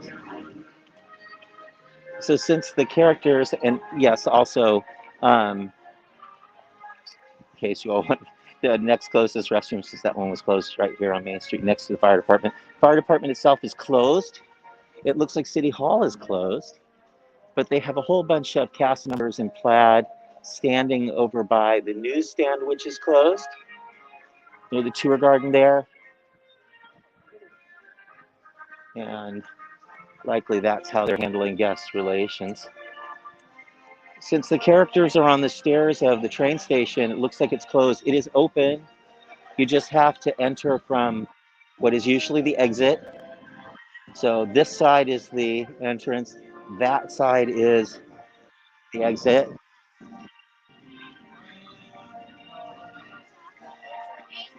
Pluto up there. Maybe we'll get lucky and I'll hop on the train with us.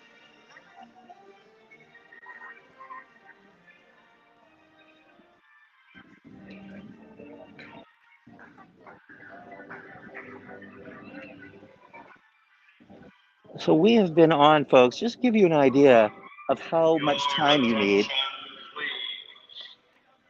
Disneyland Limited, now arriving from a trip around Walt Disney's Magic Kingdom. Passengers will stand by for more.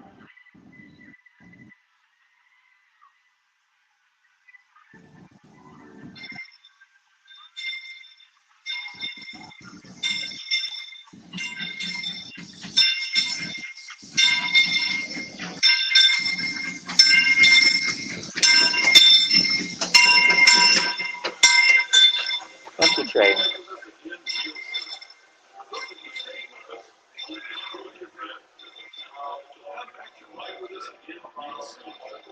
Stephen, I'm here at Main Street train station, Disneyland.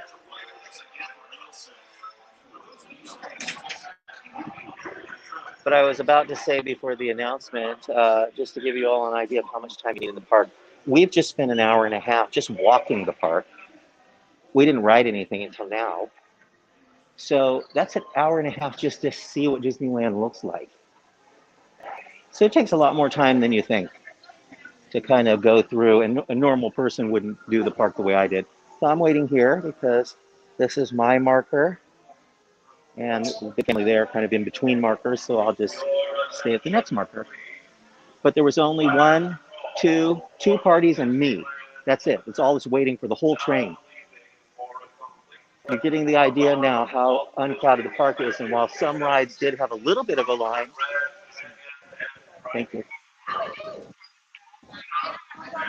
and they only seat one family per row, and then they leave 2 rows between families. So there was a family in the first car, then 2 rows, a family in front of me, 2 rows, and then me.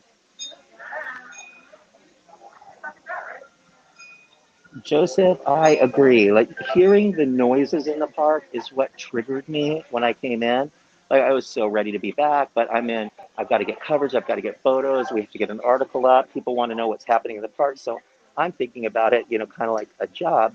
And then I get into the park and I hear the Disneyland Limited and now arriving.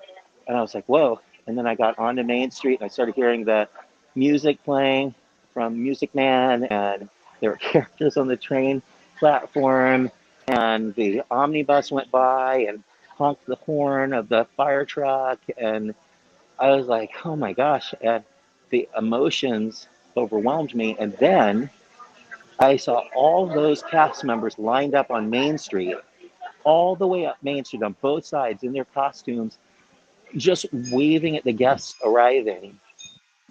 And some of them were in tears. So it was very emotional for them uh, to be back and to have guests again. And it was emotional for the guests. And I would say half of the guests, men and women, were misty eyed walking into the park again. And all of the executives from Team Disney Anaheim, that building must have been empty because they were all on Main Street, all of them. Car VP and the people that run all the different lands and people that order merchandise and the marketing crew, everybody was here. And they were all waving to us, and they were all just so happy to be getting their lives back and getting their jobs going again, and to be able to do what they were hired to do, which is run a theme park that had been closed for a year and a little over a month. So it's a big deal. And today is for cast and their friends and family, and tomorrow and the next day. So 3 days for cast members. And then on Friday, this all opens up to guests. And the thought was it was going to sell out instantly. They were going to put tickets online. They would sell out instantly. Those reservations would fill up. It took an entire day and a morning.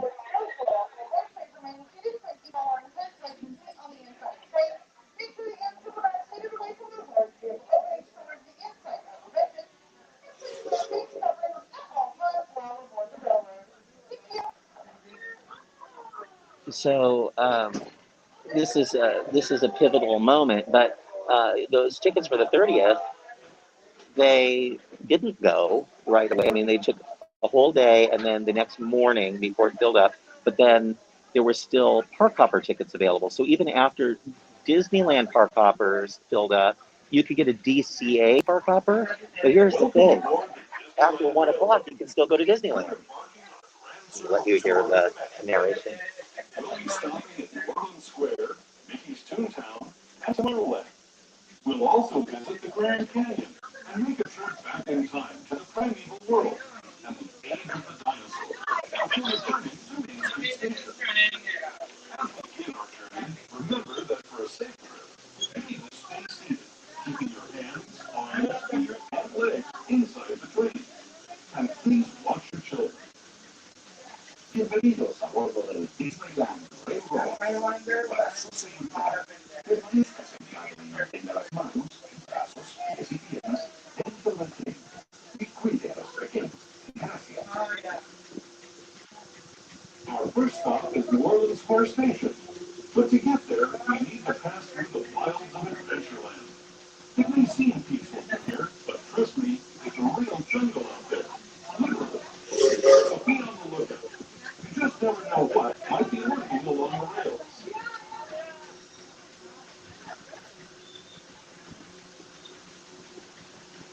Just ahead of the New Orleans Square Station. This station also serves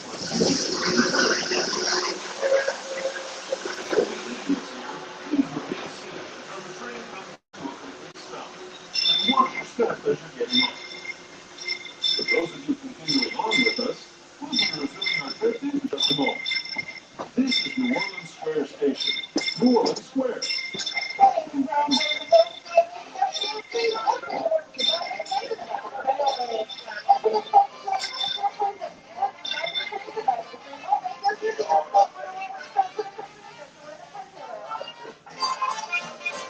About 4 parties waiting to get on the train.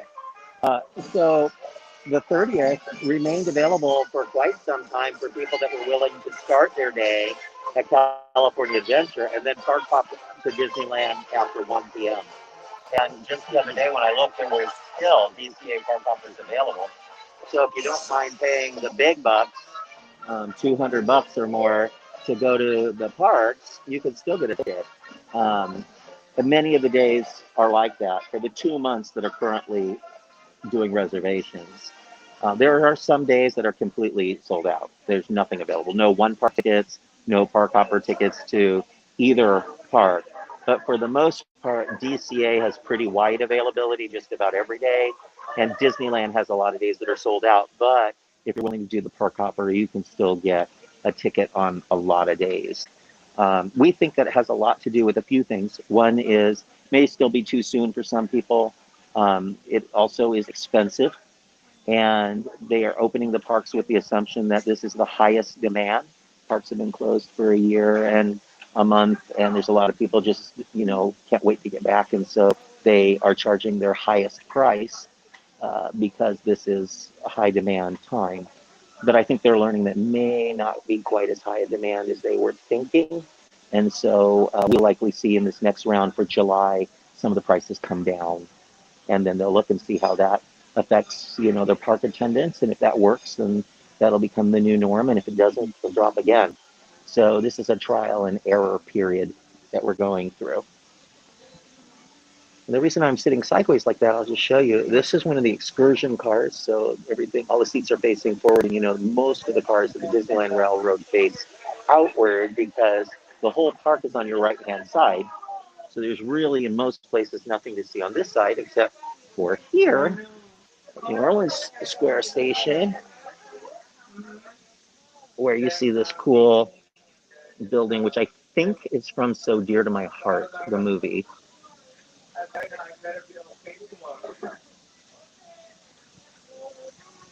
If you hear the teletype, if we were back further, you'd hear the teletype. And it is playing Walt's dedication speech from the opening of Disneyland. That's what they're typing out on the teletype.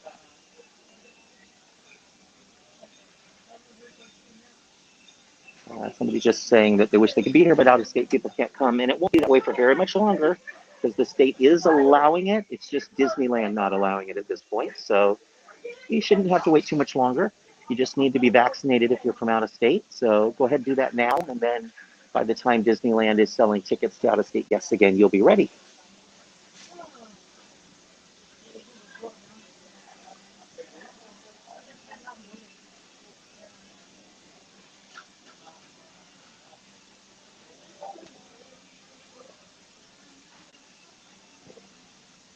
One of our Facebook users makes a great point. The locals aren't used to paying those high prices, and I agree with you. I think that a lot of the locals are used to having an annual pass. So the cost of their ticket is sort of amortized across the course of the year. And the higher the price of the annual passes got, the busier the parks got. Because in order to justify the higher price, you had to come more often. So Disneyland found themselves in a really difficult position. Every time they'd raise prices, the parks would get busier and not less busy with the annual passes. But every time they would raise prices on day tickets, the number of day tickets they sold would go down. So they're kind of resetting things right now, and they'll kind of figure out what the price points are, and then they will start some sort of a new program for locals. It likely will not be a pass program per se, but more of a membership type program where you get discounts and so forth on your visits. And you might, depending on the level of membership you buy into, get some guaranteed number of days. But it's also designed to make sure that you pay more per visit. And that's a scary thought.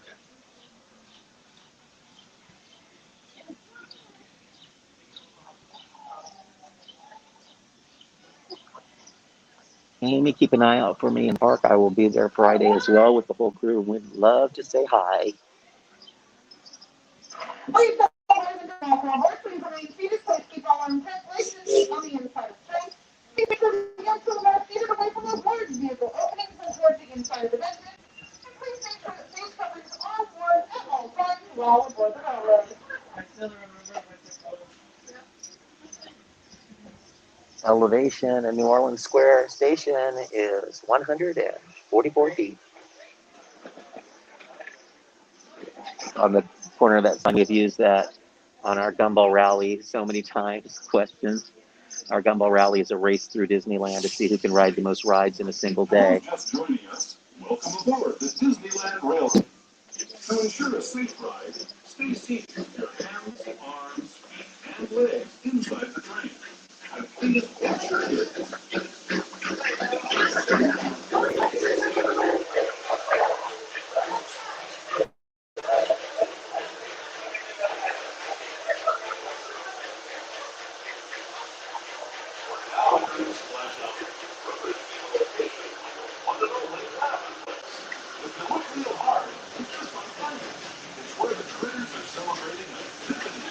There you go. Zippity doo dah, folks.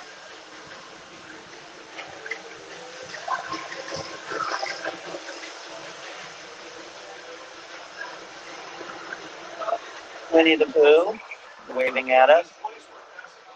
Pretty good job. You can wave at yes all day long. They have the queue for Winnie the Pooh closed off, so it looks like it's closed.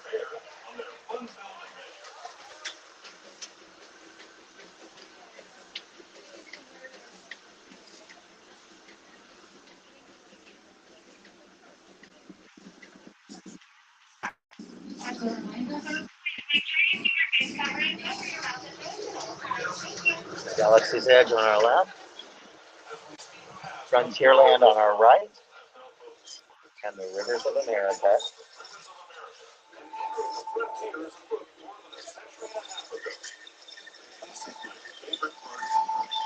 Mine too.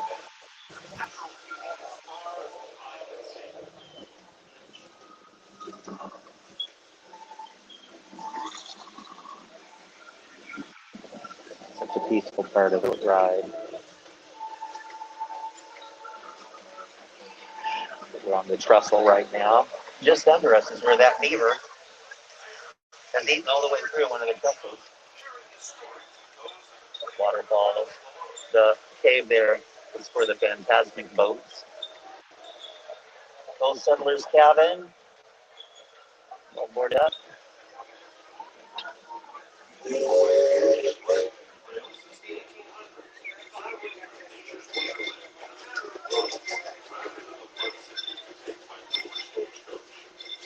Thank you, Tiffany.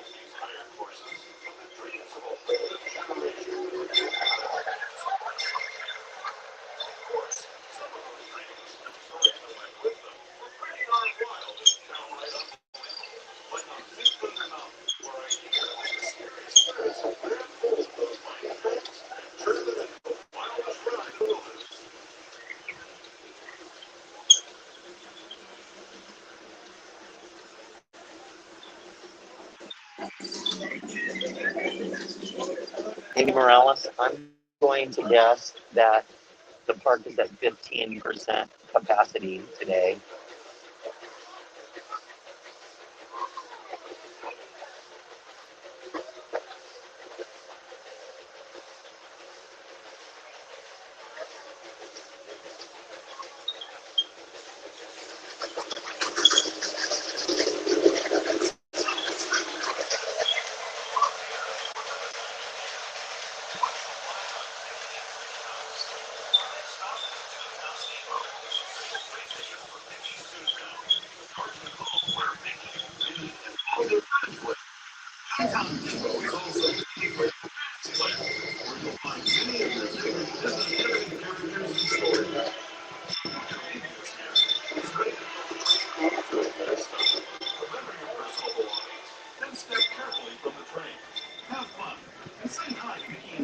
It's a little game I like to play.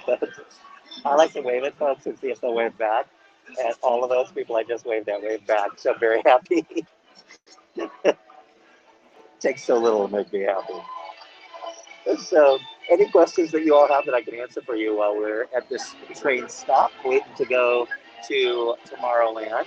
We're halfway on our train now, folks, so we're exactly opposite where we got on the train. We got on at the Main Street train station. We're now back at the Toontown train station. Can't see too much on the other side. There's Toontown there through the trees, but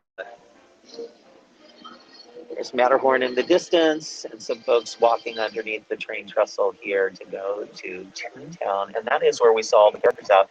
If you caught this video later in the stream, which of course many of you did because we're almost 2 hours right now, don't worry, when it's over, I will save it and it will end up on our Facebook group, our Facebook page, and on YouTube all at the same time. And you'll be able to watch the entire video. This has been a real amazing and easy journey for those of you who have been on the whole thing. And this 2 hours has gone by so quickly because the park is so empty and it's a breeze to just walk through. We're not running into anyone. We leisurely just walked onto the train, nobody else waiting. The lines for most of the rides that we've looked at have been 5 and 10 minutes, with some exception for things like Haunted Mansion and Snow White. But most of the things in the park, particularly the second and third tier type attractions, are no wait. Even Space Mountain was a walk-on. So it's just a dream. Now, we think it's going to stay this way through Friday and Saturday, and then maybe Sunday as well. And then the Disneyland is probably going to start tinkering with the numbers a little bit and bringing it up closer to their 25% capacity. This is nowhere near 25% capacity. They probably will not be at 25% capacity for a little while longer. So if you have a ticket in the days coming up, I think it's a good sign for you that things are going to be pretty darn incredible in the parks.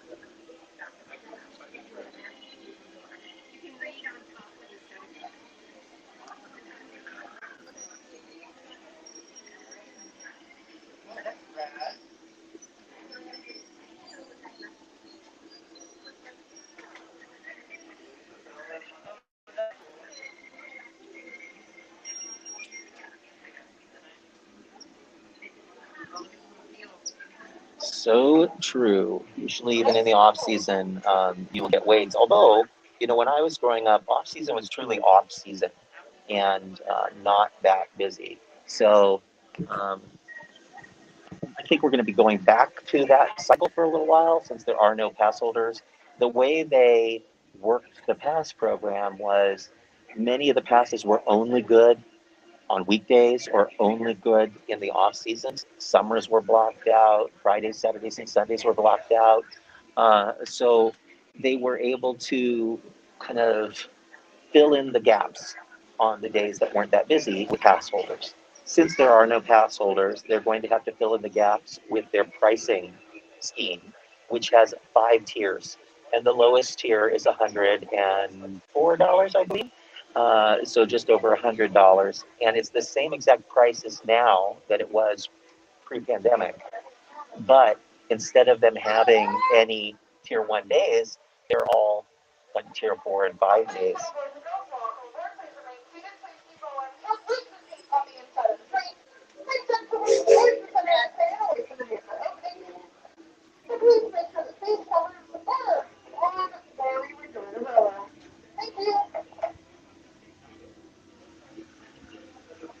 Somebody was asking about how the stretching room works at the Haunted Mansion. They've drawn squares on the ground in the stretching room. And I believe there were 5 boxes. And your party stands in a box. And it's very well spaced. That's about 1 party per wall. It's kind of like an octagon-shaped room. There we are. Small world, everybody.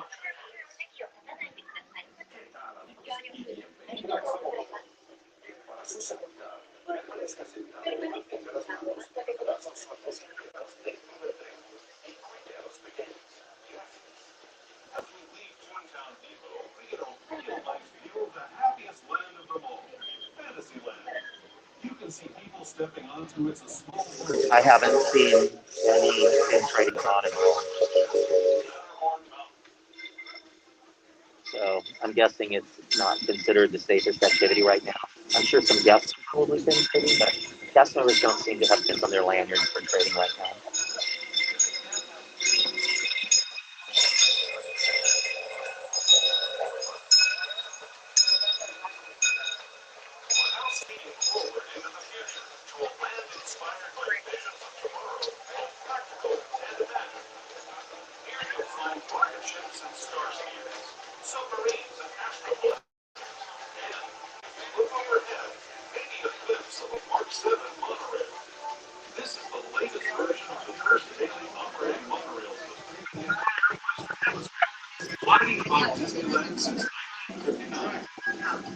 Only the monorail is not actually lighting right now.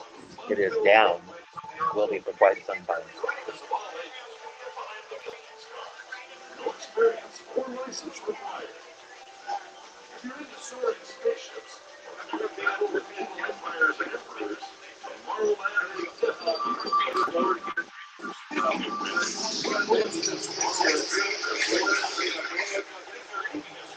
Just stay safe until we come through full stop. So, gather your belongings, like my sailors and Astro Blasters, and snap your belongings to the train. Thanks.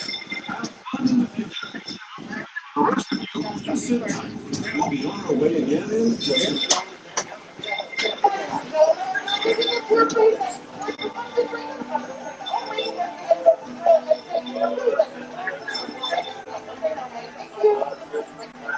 So the way they're loading guests on Autopia right now, they're not putting them into the grandstand and through that little room with the pre-show. You enter, and like as soon as you go up the ramp just a little way, you go straight down onto the ride. There are 15 people maybe waiting for that ride. A couple people getting off the train, a couple people getting on. Like it's, you know how hard it was before the park shut down to get on and off the train. You know, not like this is the most popular ride in super high capacity, but there would always be a full station of people waiting. You usually had to wait at least one full train before you could get on most days, and on busy days more than that. And today, of course, most seats on this train are empty. And I'm glad they're running enough trains to be able to do this instead of just running maybe one train and forcing there to be a backup. It's good that they're keeping the waits short. I know the temptation is there's so few people in the park, we'll just shut, as much capacity as we can and make guests wait. But they're not doing that.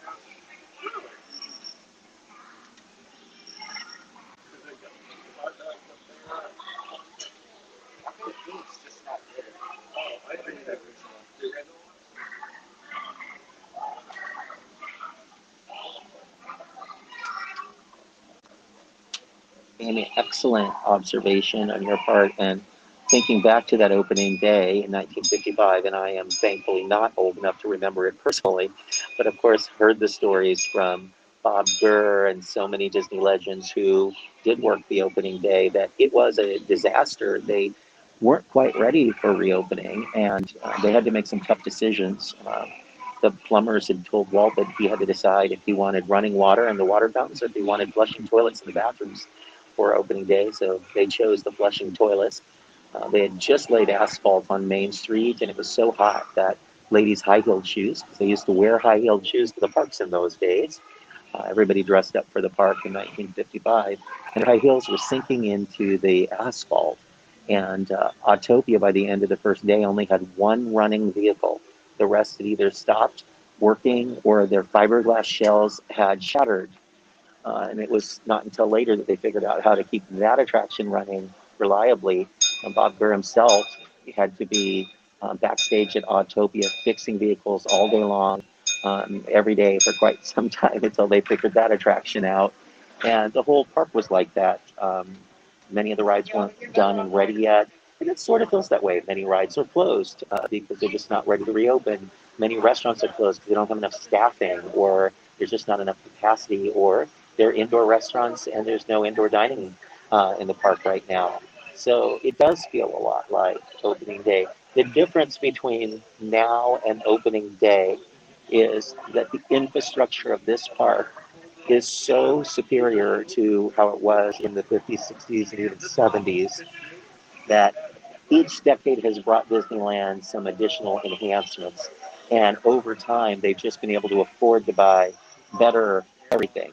So the lighting is better, and the facilities are better, and they've upgraded kitchens and bathrooms and so forth. There are still some old original areas of the park that are pretty dingy, particularly backstage. But for the most part, this park, although it is 66 years old, is amazing and looks almost brand new. If you had never been here before and you never knew anything about Disneyland, and somebody brought you here for the first time and asked you to say how old it was, very few people would know that the park was over 65 years old.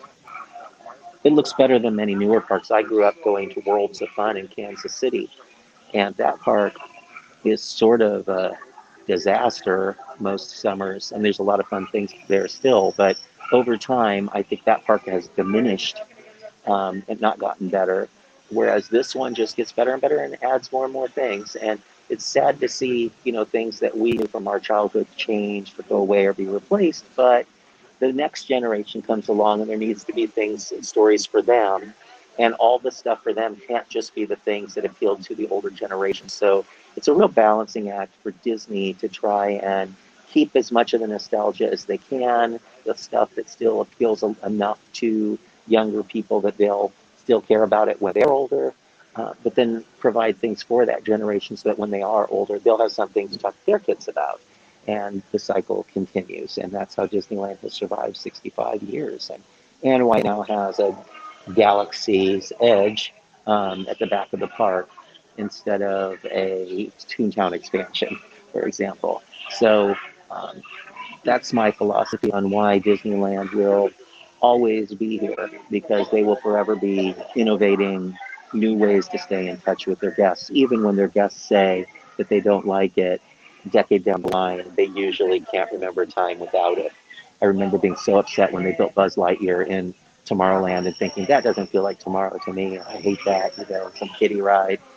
It's one of the more popular attractions in the park, and I don't mind it at all anymore. Now I'm just used to it. So with time heals many wounds.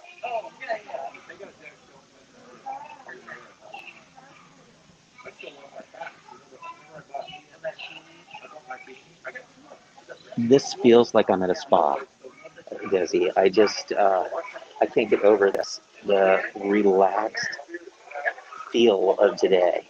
Taking it easy. I'm not rushed to get on any attractions. I don't care if I ride any. I've been on Haunted Mansion, I've been on Snow White, and I've been on the train, and I've walked through the park with you all. And if I had to go home right now, I would feel like I had the most amazing day, because the flowers are in bloom and the park is a dream to walk through, and the cast members are so happy to see us, and the guests are so happy to see each other, and everyone's being so nice and polite because there's no stress. And that is something we haven't felt at Disneyland for a while. So just really enjoying this.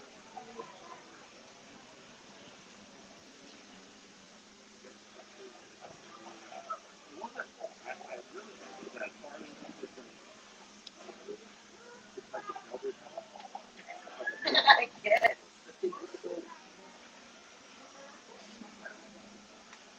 Ty, I have taken many days like that where I'm just at the park to wander and enjoy it and take a walk. Of course, those were back in the days when we had annual passes and could do that. Now you have to pay $54 to come into the park just to walk around. I still think it's a luxury that I will afford myself once a month. Um, that is a challenge, of course, on a blogger's salary. Um, but I want to. I think it's something that, I do it for you all because we write about it, do videos and share photos and so forth, and you all love it. And we do it for you, but I also do it for me. And it's just part of who I have become. I'm a Disneyland fan, and I go to the parks. And my dad's a football fan. He pays a lot more money than I do to go see football games, and it costs him so much more for a seat that's not all that great in a football stadium to sit and watch a game for a few hours. And I can spend a whole day at Disneyland for a lot less, and I think I get the better entertainment value. But I will have to argue that with my dad over Thanksgiving dinner. All aboard. We're going to be moving along again.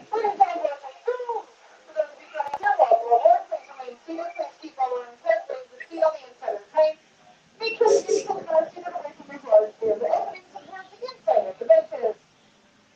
In the tunnel ahead, the passengers who are watching your video cameras, please there are large plate glass windows and flashes and lights will bounce back. You don't need like holes in the middle of your pictures. As your folks, just a reminder, please prevent must be worn while aboard the Disneyland Railroad at all times. Thank you. Well, we are about to enter the Grand Canyon and Primeval World. I love the hokey narration in here. It's even worse than the narration I'm giving you all. You can imagine that. To those who have just come aboard, welcome. The next leg of our journey will take us from the fantastic world of the future to the breathtaking beauty of nature's own design, the Grand Canyon. For your safety, stay seated. Your hands, arms, feet, and legs inside the train. Watch your children and no flash photography. Para su seguridad, permanece sentado en la de las manos, brazos, pies y piernas dentro del tren y cuide a los pequeños. Por favor, no tome fotografías o videos.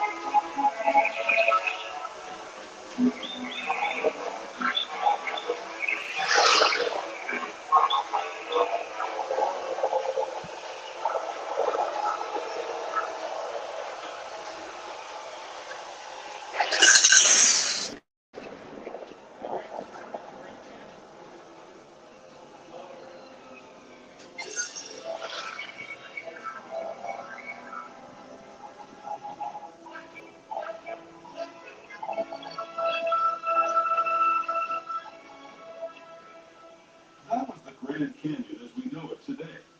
But it wasn't always this way. Now, let's travel back in time, way back in time, to the fantastic past of the primeval world, land of the dinosaurs.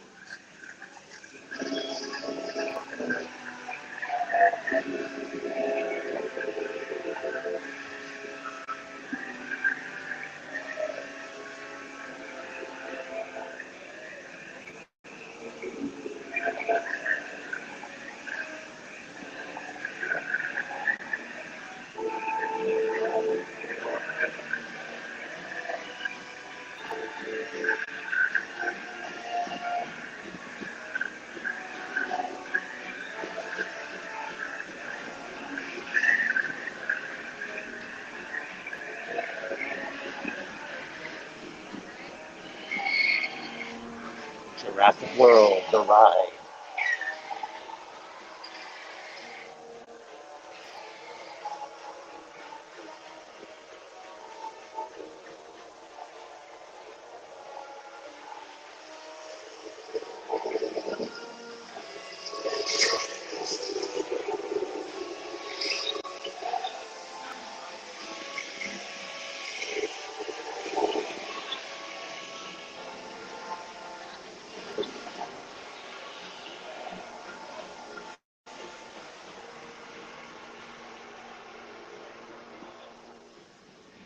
Oh, good. We didn't lose our stream.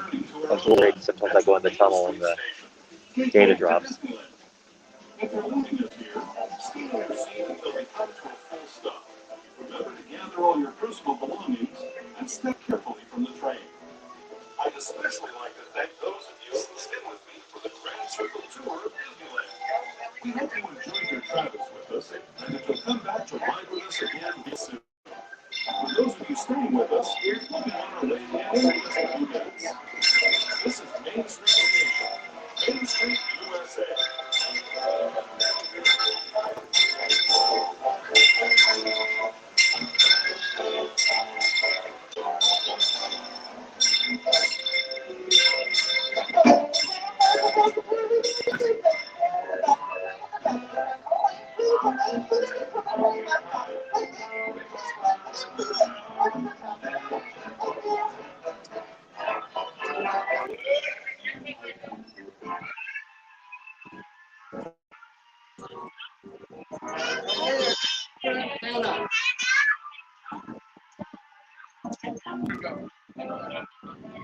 Population 650 million.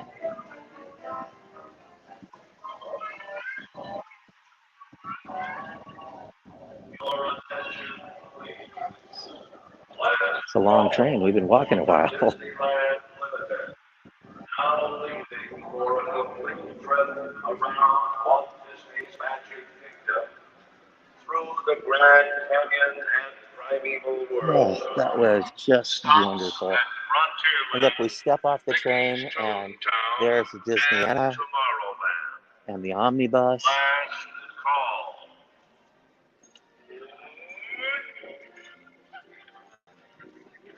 Goofy and Donald and Minnie Mouse are on the platform now. They've been there almost full day. Anyone headed down to the castle? Right over here, go down. Oh, thank you.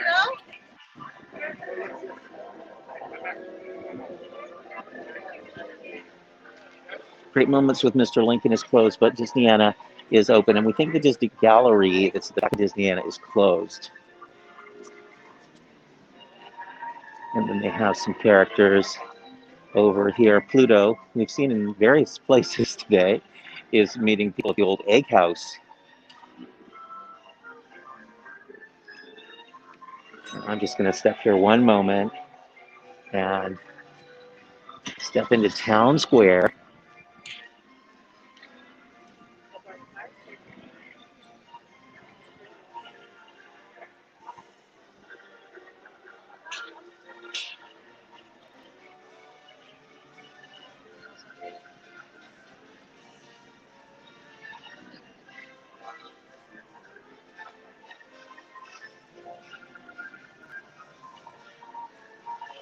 To all who come to this happy place, welcome. Disneyland is your land. Here, age relives fond memories of the past. And it's hard for me to read because of the sun gleaming on it, and also because if I keep reading it, I will cry. Castle down there on the end of Main Street glimmering. Of course, they recently painted it blue with the new gold accents just before the shutdown. The Emporium and Walt Disney's apartment above the firehouse. I see that they have his lantern lit. Always a light on for Walt, except at Christmas time when they have a small Christmas tree there for him. Folks, I can't thank you enough for joining me for over 2 hours on a really wonderful, magical trip to Disneyland. And it was special to be here with you and have you experience it with me. I saw so much of this today for the first time in over a year with you all.